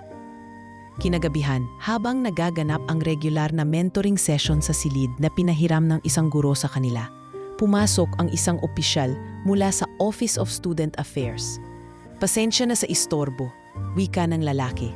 Kuya Rodel, pinatatawag po kayo sa admin office bukas ng umaga. May kailangan lang pong klaruhin tungkol sa inyong notebook. Nang makaalis ang opisyal, tumahimik ang buong grupo. Sina Dustin, Faye, at Professor Gatchalian ay nagkatinginan. Bakit parang masyado silang mainit sa'yo, kuya? Tanong ni Faye, halatang naiinis. May ideya ako kung saan galing yan. Sabat ni Dustin, agad na naglakad palabas ng silid. Wala siyang binanggit, pero alam ng lahat na si Tyrone ang may pinanggagalingan ng bagong paninira. Si Tyrone, dati ring kasamahan ni Dustin sa grupo ng mapanuyang mga estudyante, ay hindi pa rin matanggap ang biglaang pag-angat ng isang janitor na dating iniismiran lang. At dahil competitive ito, hindi niya kinaya ang ideya na nauingkusan siya sa mismong larangang akala niya'y siya ang pinakamagaling. Sa faculty lounge kinabukasan, hindi pa man humaabot ng 10:00 ng umaga, ay nandoon na si Rodel, tahimik na nakaupo sa harap ng isang panel. Kaharap niya si Dean Llamas at 2 miyembro ng Ethics Committee ng Universidad. Mr. Santiago, panimula ni Dean Llamas, may natanggap kaming reklamo mula sa isang estudyante na nagsasabing ginamit ninyo ang kanilang research notes bilang bahagi ng inyong sinusulat na equations at theories. Wala raw po kayong paalam. Tahimik si Rodel. Meron po ba kayong gustong sabihin? Dagdag ng isang miyembro ng committee. Lahat po ng laman ng notebook ko ay akin pong gawa. Mahinahong sagot ni Rodel. Hindi po ako lumapit sa sinumang estudyante para manghingi ng kopya. Sa katunayan po, ako po ang tinutulungan ng mga estudyante na maintindihan kung paano gumawa ng tamang format para sa mga ideya ko. Wala po akong inaangkin na hindi akin. Tama po yan. Biglang sabat ni Dustin mula sa pinto kasama si Faye at Professor Gatchalian. Kami po mismo ang saksi. Lahat ng ideyang nasa notebook niya ay galing sa kanya. Siya po ang nagtuturo sa amin. Hindi kami ang nagbibigay ng content. Nagpalitan ng tingin ang mga miyembro ng committee. Napakamot sa ulo si Dean Llamas. Halatang nabigla sa bigla ang presensya ng 3 tagapagtanggol ni Rodel. Hindi niya inasahan na may ganito palang suporta ang isang tulad niya. Kung ganoon, maaari ba naming makita mismo ang notebook? Tanong ng isa sa committee. Inabot ito ni Rodel. Mula sa unang pahina hanggang sa huli, isa-isang biluklat ng committee. At habang tinititigan nila ang mga pahina, kitang-kita ang consistency ng sulat kamay. Ang mga petsang unti-unting bumubuo ng timeline ng kanyang pag-aaral. Mula pa noong taong 2005 hanggang ngayong taon. May mga pahinang may mantsa ng kape. May mga tupi sa gilid. May margin notes na halatang personal reflections. Sir, tingnan niyo po ito, ani Faye, habang itinuturo ang isang bahagi. Ito po yung pinagmulan ng notation na ginagamitan namin ngayon sa research namin. Hindi po namin siya binigyan ito. Siya po ang nagpasimula. May ipapakita rin po ako, dagdag ni Dustin, habang inilalabas ang kopya ng mga problem sets na galing mismo kay Prof. Gatchalian, pinirmahan at petsado, lahat ay tugma sa kung anong sinusulat ni Rodel sa kanyang notebook. Makalipas ang 30 minuto, napilitang magsalita si Dean Llamas. Mr. Santiago, sa ngayon wala kaming sapat na ebidensyang magpapatunay na kayo ay lumabag sa alinmang patakaran. Ngunit dapat ay mag-ingat kayo sa inyong mga ginagawa dahil hindi lahat ay naunawaan ang intensyon ninyo. Salamat po sa pagkakataong ipagtanggol ang sarili, sagot ni Rodel habang marahang tinatanggap muli ang kanyang notebook. Nang makalabas sila ng faculty building, nakahinga ng maluwag si Faye. Grabe yon, gusto talaga nila kayong sirain, kuya. Mumiti lang si Rodel. Wala tayong kontrol sa sasabihin ng iba, pero kaya nating piliin kung paano tayo tutugon. At kung tama ang puso natin, hindi natin kailangang sumigaw para mapansin. Sa hapon ding iyon, nagsimula ng kumalat sa mga estudyanteng miyembro ng research group ang buong kwento ng ginawang imbentong reklamo laban kay Rodel. Ang ilan ay hindi natuwa at nang malaman na si Tyrone ang nagudyok nito, agad siyang kinumpronta. Tyrone, hindi na ito paligsahan, mariing wika ni Dustin habang nakatayo sa harap niya. Kung hindi mo matanggap na may ibang mas magaling, problema mo na yon. Pero wag mong sisirain ang taong gumagawa ng tama. Walang nasagot si Tyrone. Tumalikod lang siya at umalis. Ang yabang sa kanyang balikat ay tila nabawasan. Samantala si Rodel ay tahimik pa ring bumabalik sa kanyang trabaho. Ngunit ngayong mas marami na ang nakakaalam ng kanyang katotohanan. Hindi na siya basta janitor sa mata ng mga estudyante. Isa na siyang guro sa puso nila.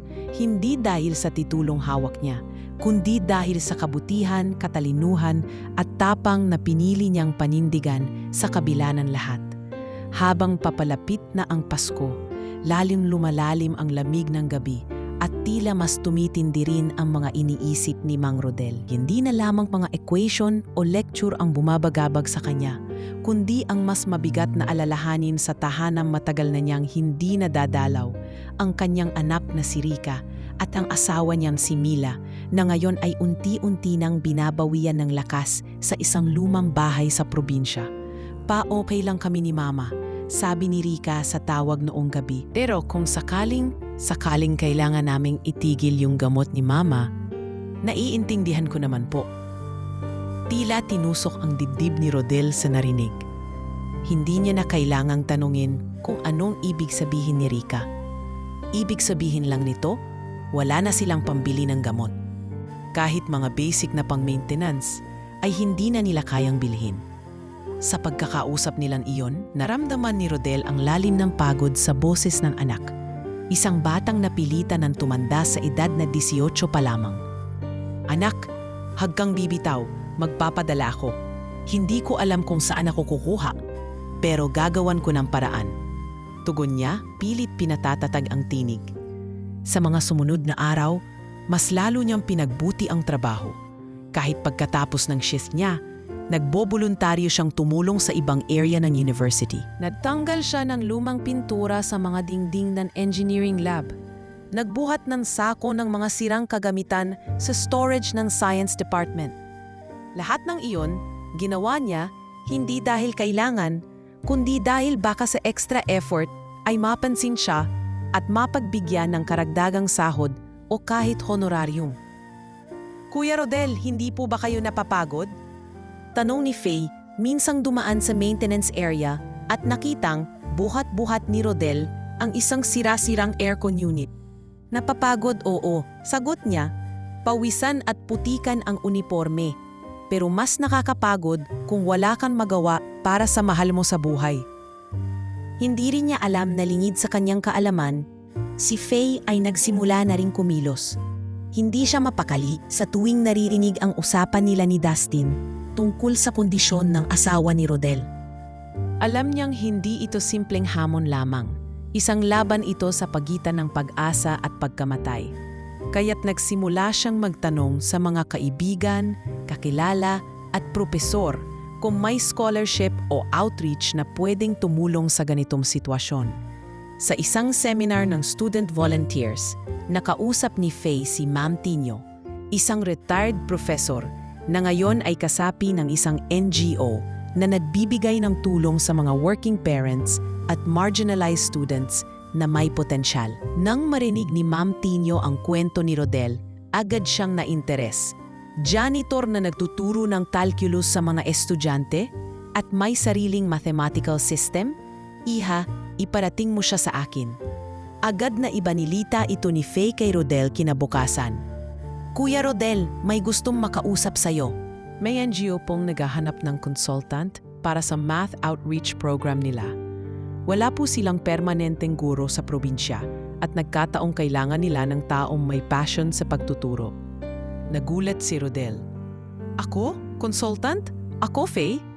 Hindi nyo kailangan iwan ang trabaho nyo dito. Pwede kayong tumulong remotely sa content development at kung okay po, may allowance sila. Sa loob ng maraming taon na yun lang muling nakaramdam si Rodel ng posibilidad ng pag-angat na hindi dahil sa diplomasya, kundi dahil sa kagalingang napansin ng iba. Makalipas ang ilang araw, naganap ang formal na pakikipagkita ni Rodel sa NGO. Doon niya nakilala si Ma'am Tino at ilang kasamahan nito. Bitbit niya ang notebook at ilang sample ng mga gawaing ipinuro niya kina Dustin at Faye. Habang ipinapaliwanag niya ang mga ito, nakita ni Ma'am Tino ang sinseridad at lalim ng pagkaunawa ni Rodel. Hindi lang ito kaalaman, wika niya. Ito ay karanasan, tiyaga at puso ang daming bata sa mga komunidad na walang access sa ganitong talino. Kailangan nila kayo. Sa pagtatapos ng meeting, inalok siya ng posisyon bilang math tutor consultant para sa mga underprivileged students sa 3 barangay sa South Luzon. May buwanang allowance na hindi kalakihan, ngunit sapat upang makadagdag sa gamot ng kanyang asawa.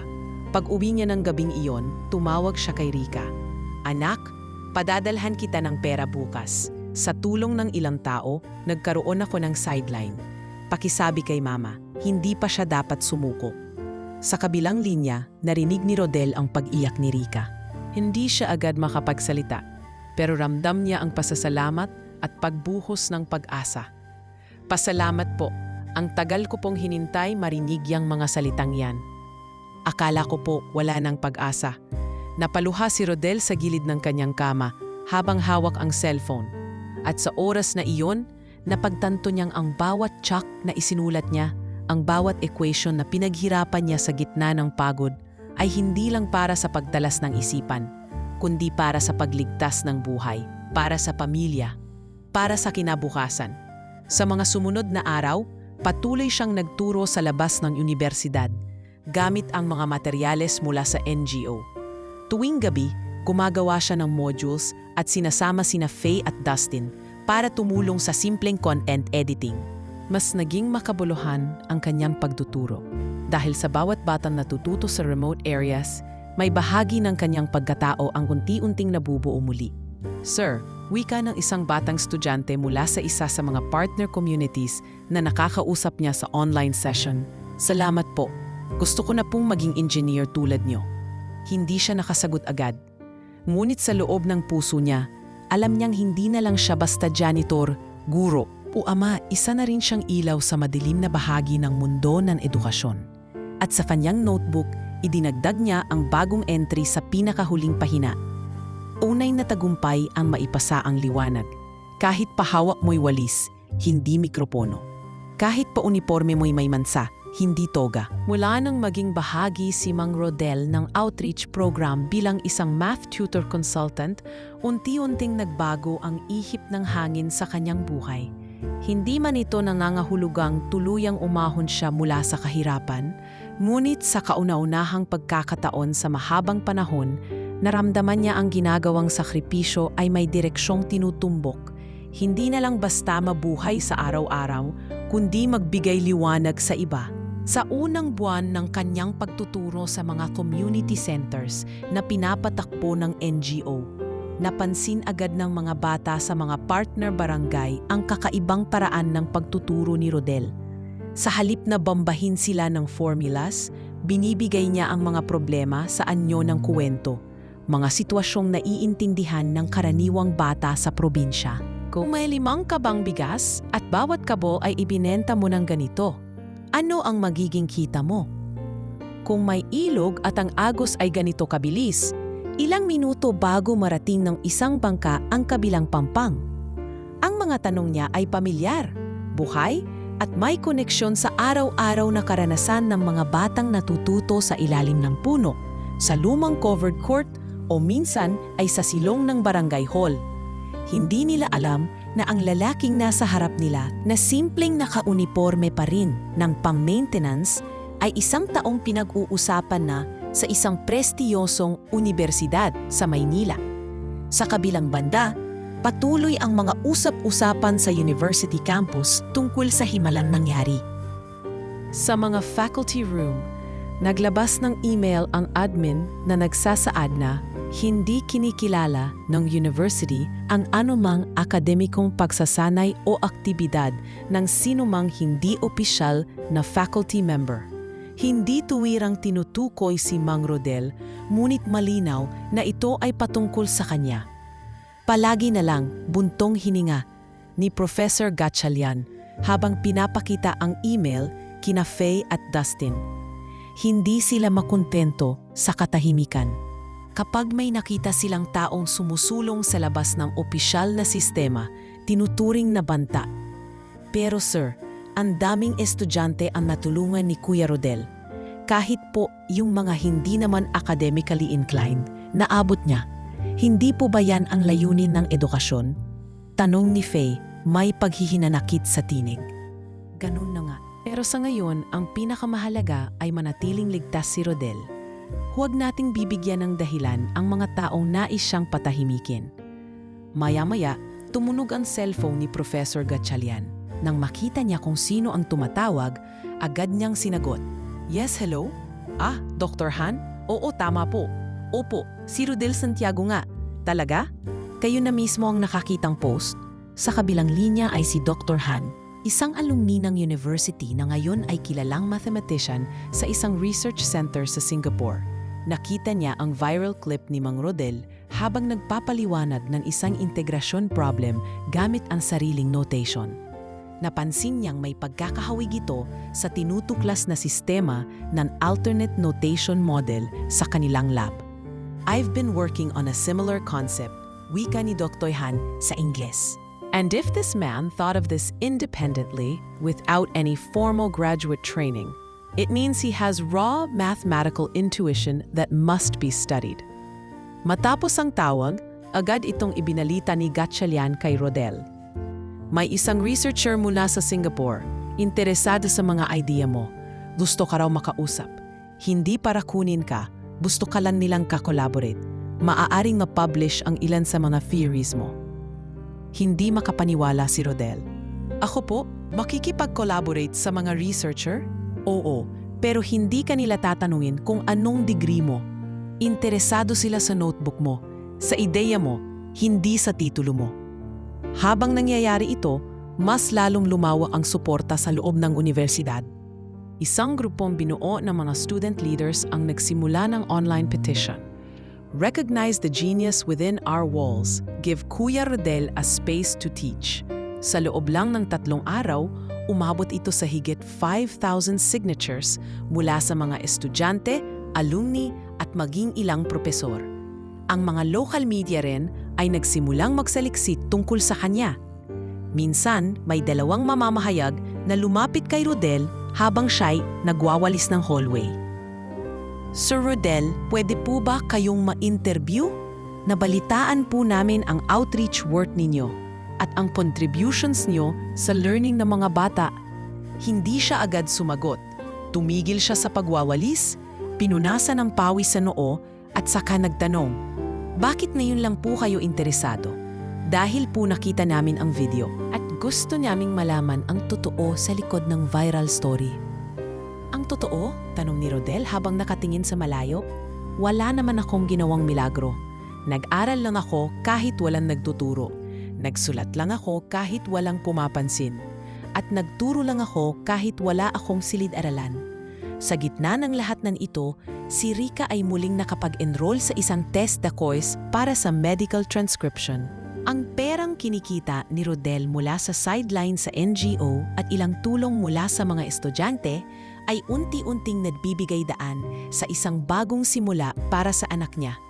Si Mila, bagamat hindi pa lubusang gumagaling, ay nakakatanggap na ng regular na gamot. At kapag tinatawagan siya ni Rodel, ang dating hinang-hinang boses ay may konting lakas na. Ma, sabi ng doktor, may pag-asa ka pa raw gumaling. Basta daw wag mong bitawan ang pag-inom. Ani Rodel isang gabi habang tinatawagan ang asawa. Rod, salamat. Hindi ko alam kung paano mo ginagawa lahat to. Pero salamat. Dahil kahit anong hirap, ikaw pa rin ang haligi ng tahanan. At sa isang sulyap sa lumang notebook niya na ngayon ay binubuksan na rin ng ibang mga propesor, napangiti si Rodel. Hindi man niya inasahan ang lahat ng ito, isa lang ang tiyak, ang liwanag na dati para lamang sa iba, ay ngayon ay nagsimulang magningning bin sa buhay niya. unti-unting binubuksan ang mga pinto na matagal na niyang inakalang sinarhan na ng mundo. At ngayon, sa bawat pagbukas ng bagong pahina ng kanyang buhay, kasama ang mga taong naniwala sa kanya, ay patuloy niyang sinusulat ang isang istoryang hindi na maitatanggi ninuman. Lumipas ang ilang linggo mula nang magsimulang sumabog sa social media ang kwento ni Mang Rodel. Hindi na lamang mga estudyante at propesor sa unibersidad ang nakakaalam ng kanyang istorya, kundi maging mga taong mula sa labas ng akademya, mga ina, manggagawa, dating estudyante at mga guro sa liblib na paaralan sa probinsya. Para sa kanila, si Rodel ay naging simbolo ng pag-asa, isang ordinaryong tao na piniling magpatuloy kahit walang inaasahang gantimpala. Sa loob ng university, naglabas ng formal na taanyaya ang Committee ng Student Empowerment and Inclusion Program. Inimbitahan nila si Rodel bilang panauhing tagapagsalita para sa isang taunang event na pinamagatang Unseen Heroes, The Strength Behind Our Walls. Ito ang unang pagkakataon na isasama ang isang non-faculty staff bilang keynote speaker. At para si Rodel, isang hindi inaasahang karangalan iyon. Nang iabot sa kanya ni Faye ang printed invitation, halos hindi niya agad mabasa ang laman. Napatitig siya sa pangalan niyang nakabold sa itaas, Mr. Rodel Santiago, Keynote Speaker. "Sigurado ka bang ako talaga yan?"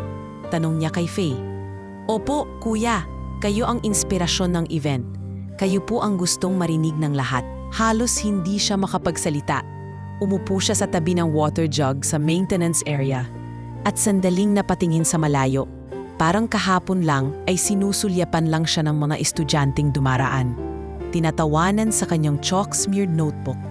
At ngayon ay inaanyayahan siya para magsalita sa harap ng daan-daang tao. Dumating ang araw ng programa. Sa loob ng main auditorium, puno ang mga upuan. Naroon ang mga estudyante mula sa iban-ibang departamento, mga guro, staff, at maging ilang admin personnel.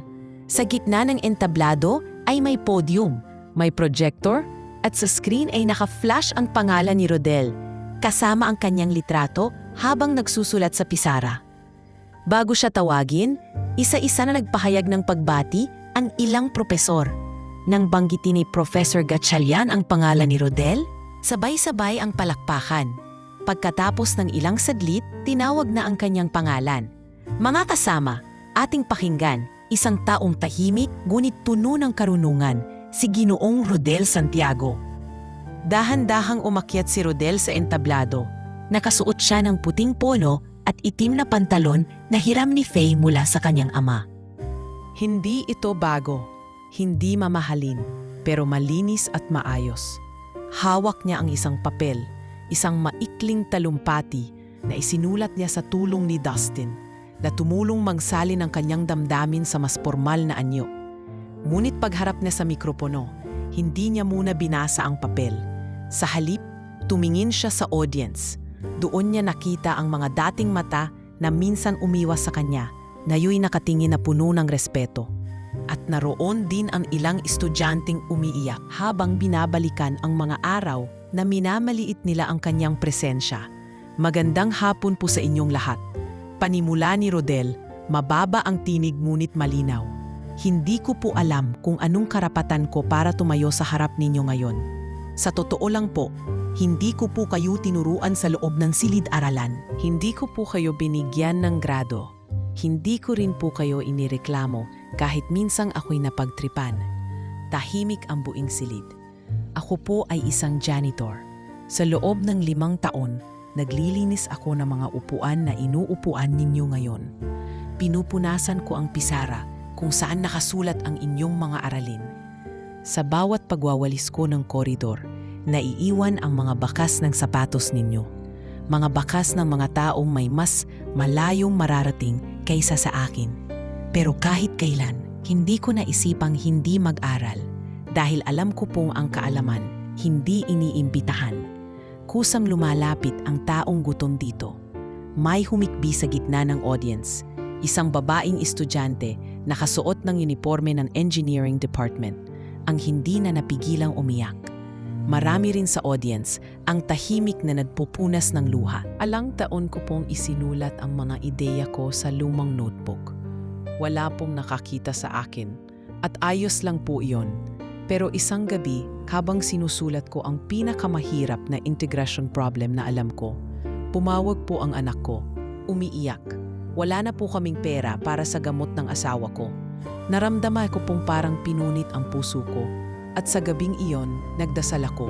Hindi para ako'y sumikat. Hindi para ako'y mapansin. Kundi para lang may tumulong. Napahinto siya. Kinuha ang panyo mula sa bulsa at pinunasan ang mata. Hindi ko po alam na ang panalangin ko ay maririnig ninyo. Biglang tumayo si Dustin sa audience. Bit-bit ang isang malaking flower bouquet. Lumapit siya sa entablado at iniabot ito kay Rodel. Kasunod niya si Faye na may dalang lumang chalkboard na nilinis nila at pinapinturahan muli, isang simbolikong regalo mula sa buong klase.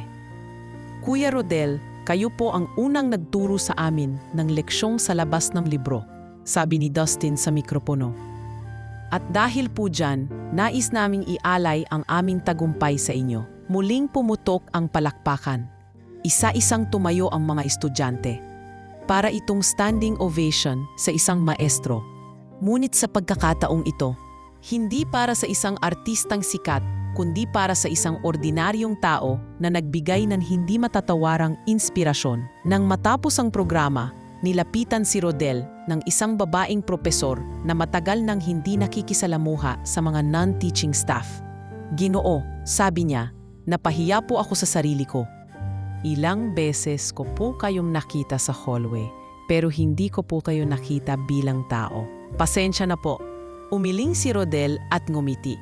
Wala pong kailangan ihingi ng tawad. Lahat po tayo may mga mata, pero hindi lahat agad natutong tumingin. At sa gabing iyon, sa huling parte ng event, inilabas ng Student Council ang isang marble plaque na ilalagay sa entryway ng math building. Nakasulat dito ang mga salitang inukit mismo ni Rodel sa huling bahagi ng kanyang notebook. Kahit anong dumi ng sahig, may katalinuhang naglilihim sa bawat tahimik na hakbang. Tumingala si Rodel sa kisame ng auditorium at sa mga ilaw na naroon, parang may liwanag siyang nakita na hindi teknikal, kundi makatao. Hindi ito galing sa siyensya o math. Ito'y liwanag ng pagkilala. Liwanag ng dignidad. At sa wakas, naramdaman niya, nakita na rin siya. Hindi bilang janitor, kundi bilang isang tao, isang ama, isang guro, isang bayani. Sa mga araw na sumunod, pagkatapos ng Unseen Heroes Forum, isang di inaasahang pagputok ng issue ang yumanig sa universidad. Ang kwento ni Mang Rodel ay hindi na lamang usapin ng inspirasyon. Naging sentro na ito ng matinding talakayan sa pagitan ng mga administrador, guro at maging mga estudyante. Hindi inaasahan ng pamunuan na ang simpleng pag-imbita sa isang janitor na magbigay ng talumpati ay magbubukas ng pinto para sa isang mas malawak na refleksyon sa buong institusyon. Isa na ngayon ay hindi na kayang balewalain. Sa faculty meeting ng susunod na linggo, ang pangalan ni Rodel ay laman ng bawat talakayan. Ang inang konserbatibong guro, pinipilit ikahon ang issue bilang pabida lang ang media. Ngunit ang iba, lalo na ang mas batang miyembro ng faculty, ay hayagang ipinagtatanggol ang ideya na ang karunungan ay dapat kilalaning saan mang dako ito nagmumula. Sa gitna ng lahat ng ito, si Dean Alejandro Llamas ay tahimik ngunit hindi kontento. Sa loob ng maraming taon, hawak niya ang pamumuno sa College of Mathematics. Ang kanyang pamamalakad ay konserbatibo, mahigpit, at masyadong nakatuon sa qualification-based recognition.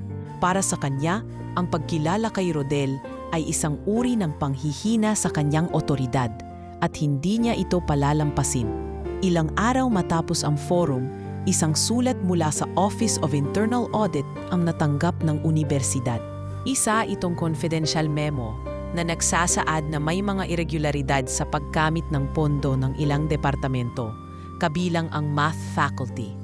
Laking gulat ng mga nakabasa nito nang mapansing ang pangalan ni Dean Llamas ay kasamang iniimbestigahan. Ano? Seryoso ba to? Tanong ng isa sa mga junior faculty habang hawak-hawak ang kopya ng memo. Oo, sagot ni Professor Gatchalian. Matagal nang may mga reklamo sa mga seminar na hindi naman natutuloy pero may claim sa budget. Pati na raw yung mga ghost purchases ng equipment. Mabilis kumalat ang balita. Hindi nadlaon, pinatawag si Dean Llamas ng Board of Trustees para humarap sa preliminary inquiry. Sa harap ng mga miyembro ng board, ibinunyag ang ilang detalye. Overpricing ng mga biniling projectors, hindi na isasagawang workshops, at maling pag-uulat ng honorarium para sa visiting consultants na hindi naman talaga dumalaw. Dean Llamas, sabi ng isang board member, paano niyo po ipapaliwanag ang mahigit 1.2 milyon na unliquidated funds sa loob ng 2 fiscal year? Sa harap ng mga dokumento, hindi nakasagot si Llamas. At sa mga sumunod na araw, tuluyan na siyang sinuspinde habang isinasagawa ang full investigation. Isang malaking dagok ito hindi lamang sa kanya, kundi sa buong kultura ng pamumunong kanyang kinakatawan. Ang uri ng pamumunong na sanay na ang tunay na talino ay may diploma at ang galing ay may posisyon. Abang nagaganap ito, isang panibagong balita ang dumating kay Rodel. Pinatawag siya sa opisina ng bagong itinalagang OIC Dean, si Dr. Arcilla, isang propesor na kilala sa pagiging bukas sa reforma at makatao ang pamumuno. Ginoong Santiago, bungad nito habang pinapasok si Rodel sa opisina. Nais po naming ipabatid na sa pagpayag ng board, binibigyan kayo ng honorary title bilang Honorary Math Fellow ng University. Hindi po ito full-time faculty position, pero nangangahulugan po ito na kinikilala kayo bilang bahagi ng aming akademikong komunidad. Mayroon din po itong kaakibat na buwanang stipend. Napatigil si Rodel. Sa ilang segundo, para bang nawala ang lahat ng ingay sa taligid. Tila hindi siya makahinga. Po? Ako po? Tanong niya. Tila hindi makapaniwala. Hindi po ba kayo nagkakamali? Hindi po, Rodel. Kayo po ang nagbigay ng dahilan para muling tingnan ng university ang tunay na kahulugan ng talino at dedikasyon. Salamat po, Dean. Hindi ko po akalain na maririnig ko yang mga salitang yan. Sagot niya habang nakatingin sa kanyang lumang sapatos, pilit pinitigilan ng luha. Makalipas ang 1 linggo, pinasinayaan ang isang maliit ngunit makasaysayang pagbabago. Binuksan ang bagong conference room sa math department na ipinangalan sa kanya ang Rodel Santiago Math Wing. Sa harap ng pintuan nito, nakapaskil ang litrato niya habang hawak ang chalk at sa ibaba nito ang mga salitang isinulat niya noon sa kanyang notebook. Ang karunungan ay hindi eksklusibo sa pader ng silid-aralan. Sa araw ng ribbon cutting, halos lahat ng estudyante ay nandoon. May ilang faculty ring dumalo at maging ilang miyembro ng admin na dating hindi man lang siya kinikilala. Dumating rin si Rika na ngayon ay nagtatrabaho na bilang assistant online medical transcriptionist. Hawak niya ang kamay ng kanyang ina na si Mila na mas gumanda na ang lagay. Mahal, sabi ni Mila habang nakatingin kay Rodel. Tingnan niyo kung saan ka nakarating. Noon, tuwing uwi mo galing sa pagwawalis, sinasabi mong okay lang kahit walang nakakakita. Pero ngayon, buong mundo ang nakakakita. Tumango si Rodel, halos hindi makapagsalita. Sa buong buhay niya, ito na ang pinakamatamis na gantimpala. Hindi dahil sa titulo, sa kwarto o sa salapi, kundi dahil sa wakas na ipaglaban niya ang kanyang sarili.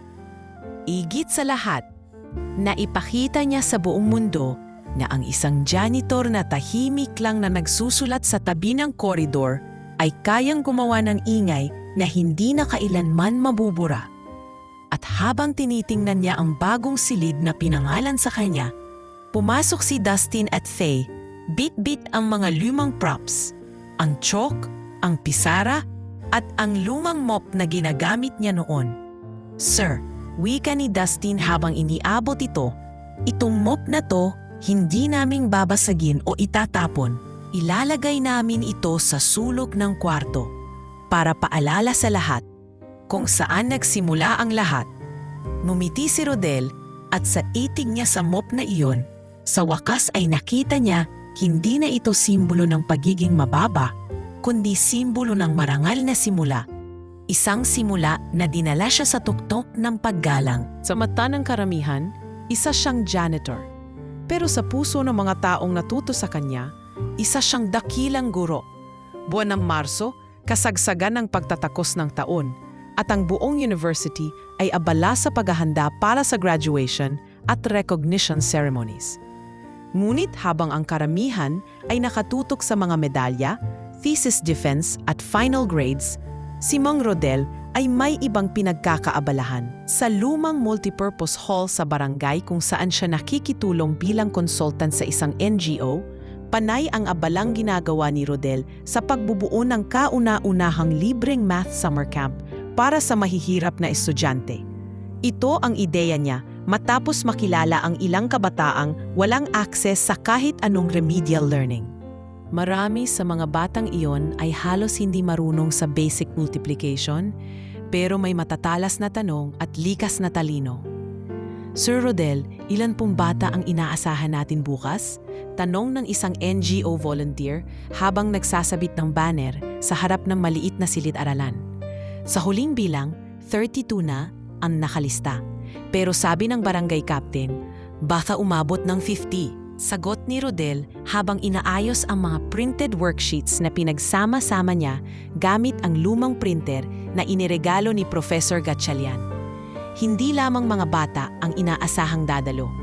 May ilang magulang din na nagnanais na sumama para kahit paano'y matuturing magturo sa kanilang mga anak sa bahay. Sa isip ni Rodel, mas mahalaga paminsan ang mga ganitong simpleng sesyon kaysa sa mga nakasulat sa whiteboard ng universidad. Dahil sa lugar na ito, walang ranking, walang titulo. Lahat ay pantay-pantay sa harap ng chalk at papel. Kinabukasan, pasado 8:00 ng umaga, nagsimula na ang unang araw ng summer camp. Isa-isang pumasok ang mga batang nakatsinelas.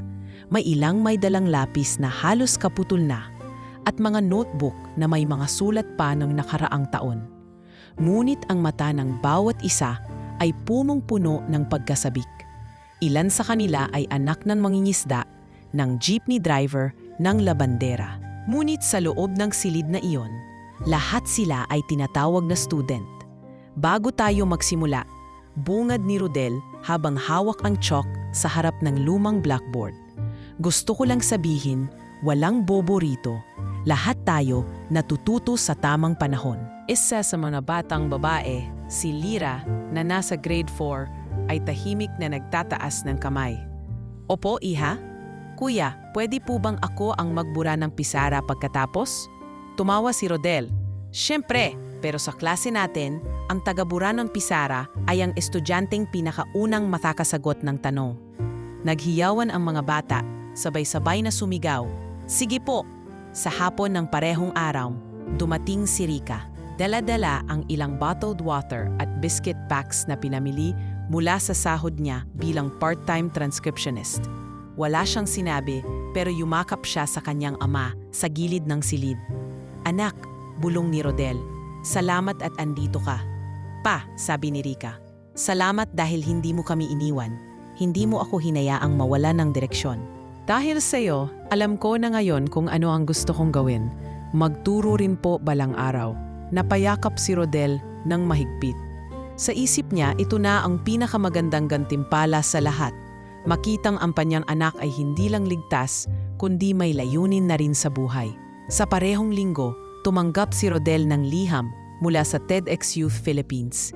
Isa sa mga organizers ay nakapanood ng viral video niya at nalaman ang tungkol sa ginagawa niyang outreach. Inimbitahan siya bilang isa sa mga tagapagsalita para sa tema nilang Educating from the Edges.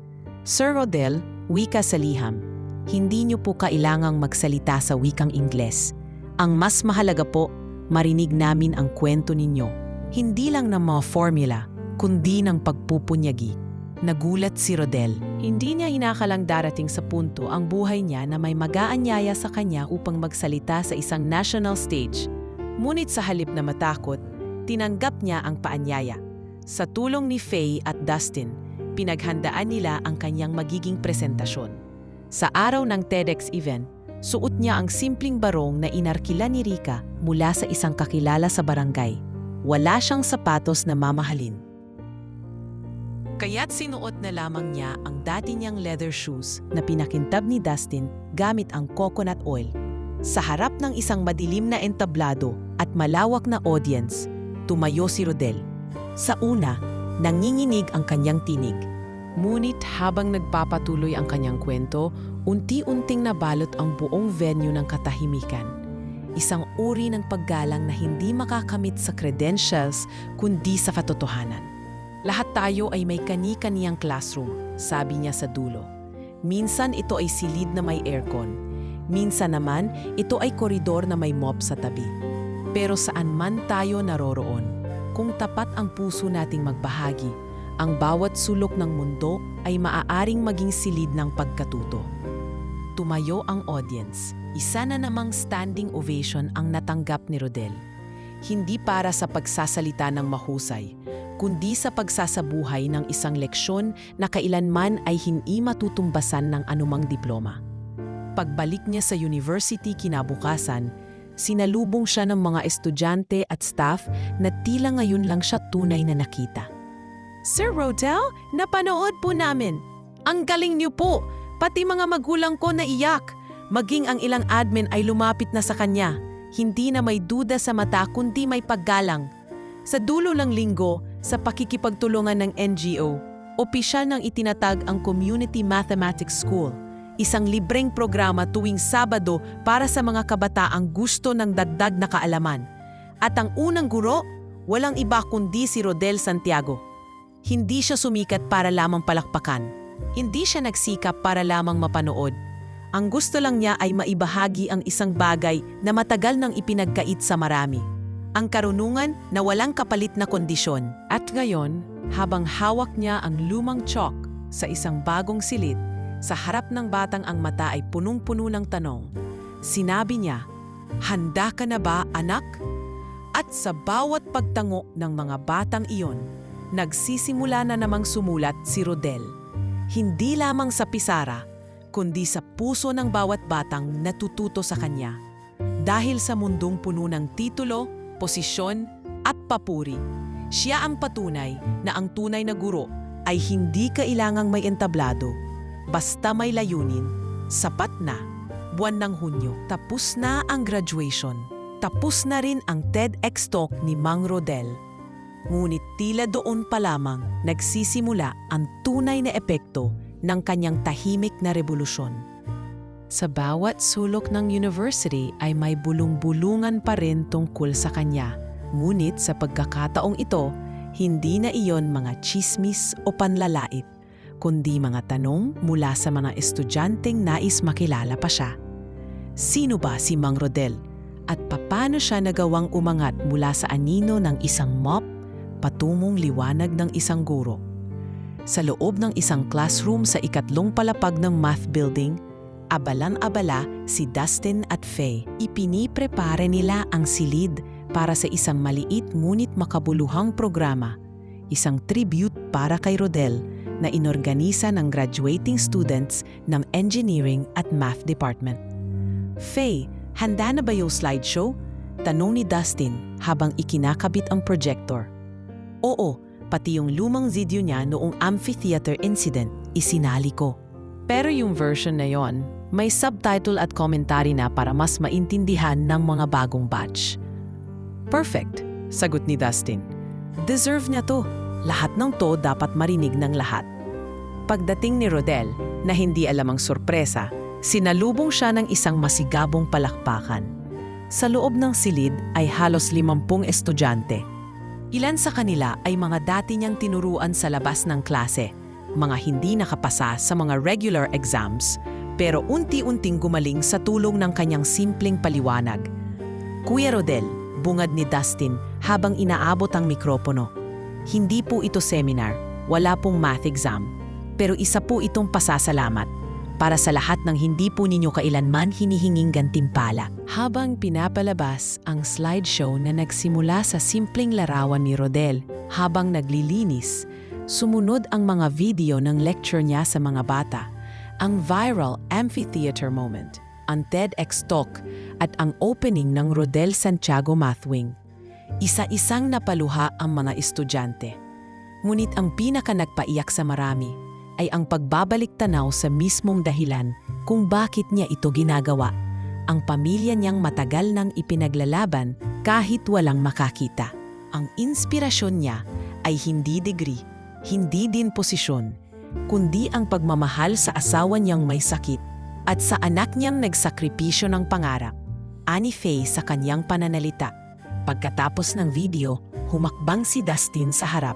Ngayong araw, Kuya Rodel, gusto po naming ialay ang aming pagtatapos sa inyo. Kami po ay naging cum laude at magna cum laude.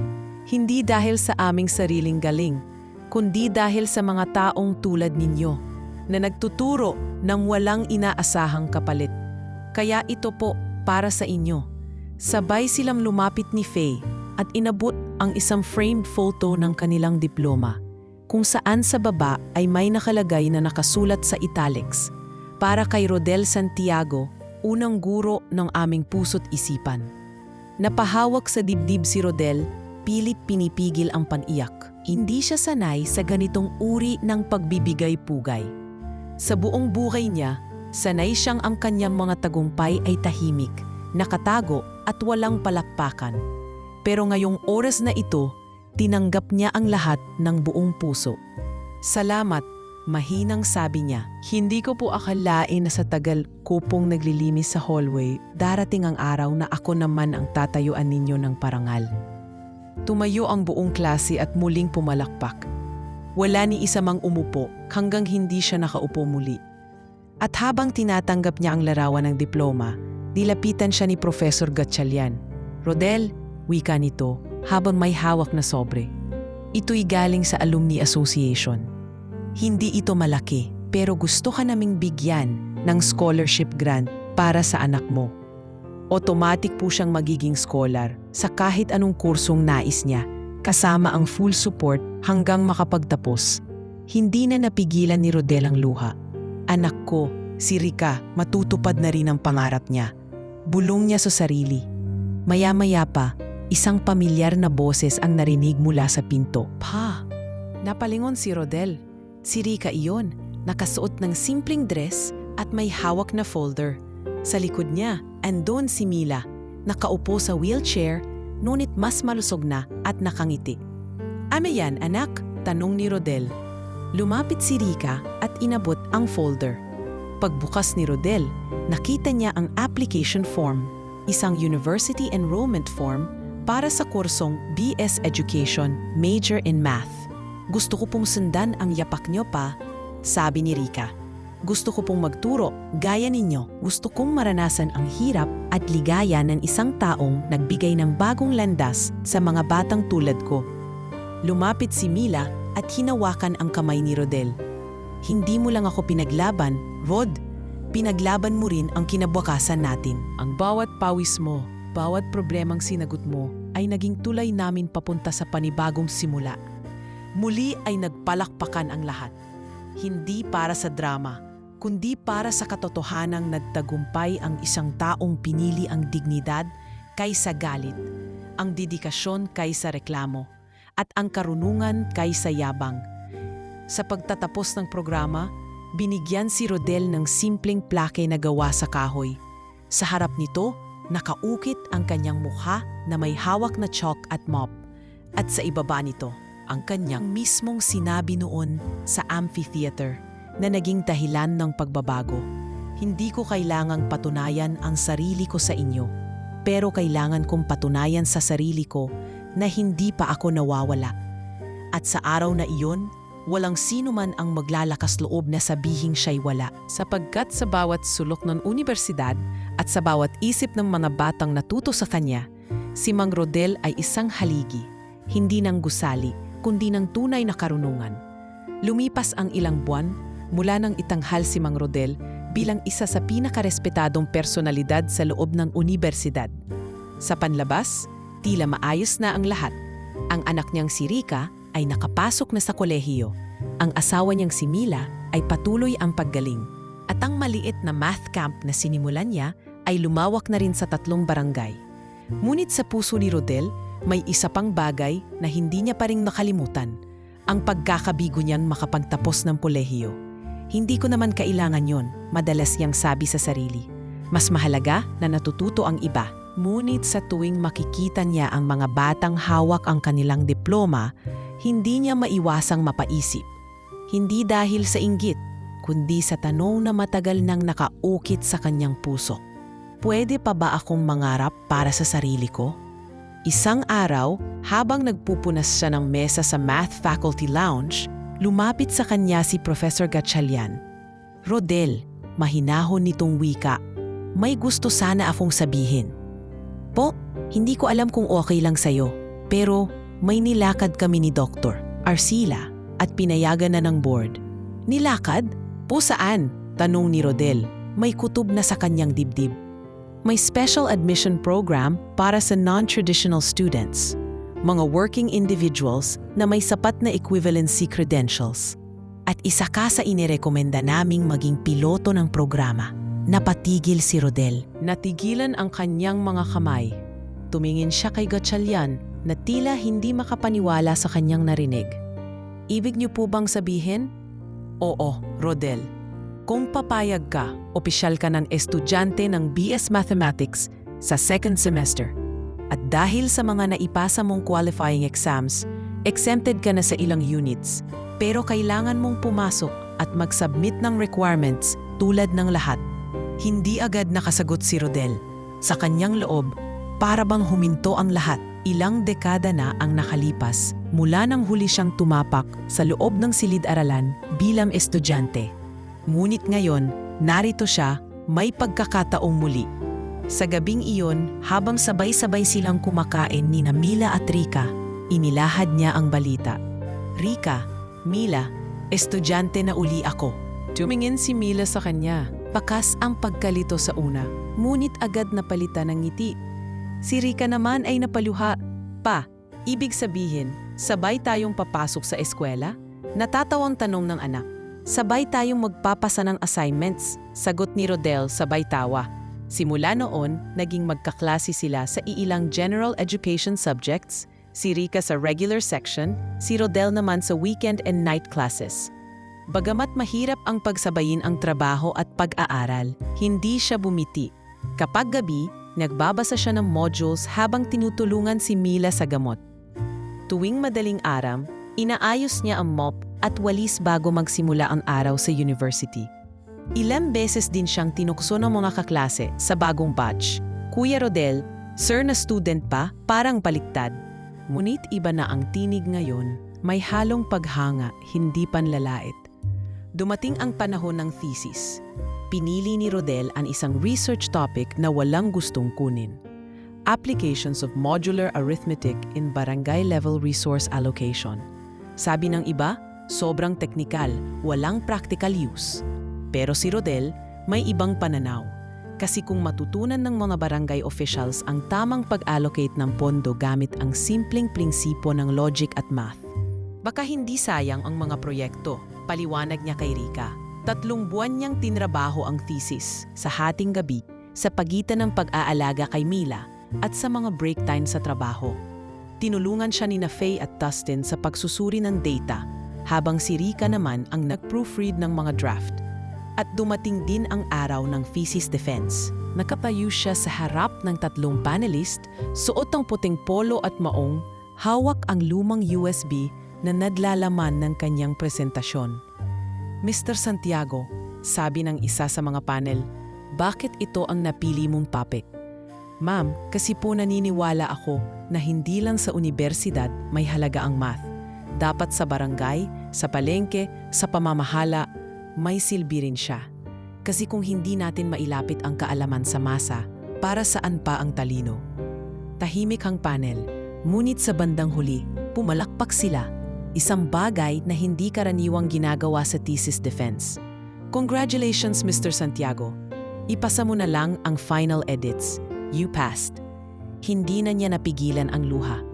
Sa hallway palabas ng defense room, sinalubong siya ni Rika at Mila. Anak, Tapos na, bulong niya. Hindi man ako graduate noon, ngayon hawak ko na rin. Makalipas ang 2 buwan sa mismong araw ng commencement exercises ng university, isang matandang lalaki ang tumayo sa entablado. Hindi artista, hindi politiko, kundi si Rodel Santiago, janitor, guro at ngayon ay opisyal na graduate.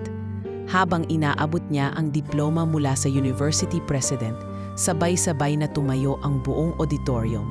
Standing ovation. Wala ni isa ang naupo. Kahit ang mga dating nagtangkang ipahiya siya noon, ngayon ay tahimik lang na nakamasid, tila nabura na ng panahon ang mapanlinlang nilang tingin. Rodel Santiago, ani ng tagapagsalita.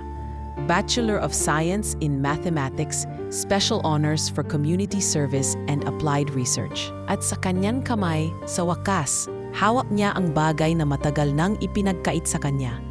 Hindi lamang ang papel na tinatawag na diploma, kundi ang pagkilalang dati ay inakala niyang hindi niya kailanman mararating. Sa likod ng entablado, sinalubong siya ni Faye, Dustin, Professor Gatchelian, at si Rika na ngayon naka-uniform na rin ng university. Pa, ikaw ang dahilan kung bakit ako nandito, sabi ng anak. At balang taraw, ako naman ang tutulong sa iba, gaya ng pagtulong mo sa amin. Ngumiti si Rodel at sa kanyang mata, nandoon ang liwanag na hindi kailanman nawala. Sa kanyang puso, hindi lamang siya naging janitor. Naging ilaw siya ng isang pamayanan, ng isang sistema, at ng isang paniniwalang kahit mahirap ka, kahit anong edad mo pa, may karapatan kang mangarap. At higit sa lahat, may kakayahan kang makamit ito sa sariling paraan, sa sariling hakbang, sa sariling sipag. At doon nagtapos ang kwento ng isang lalaking hindi lamang nagpahid ng alikabok sa sahig, kundi nagpahid din ng takot sa puso ng mga nangangarap. Si Rodel Santiago, hindi lang janitor, kundi tunay na bayani ng edukasyon.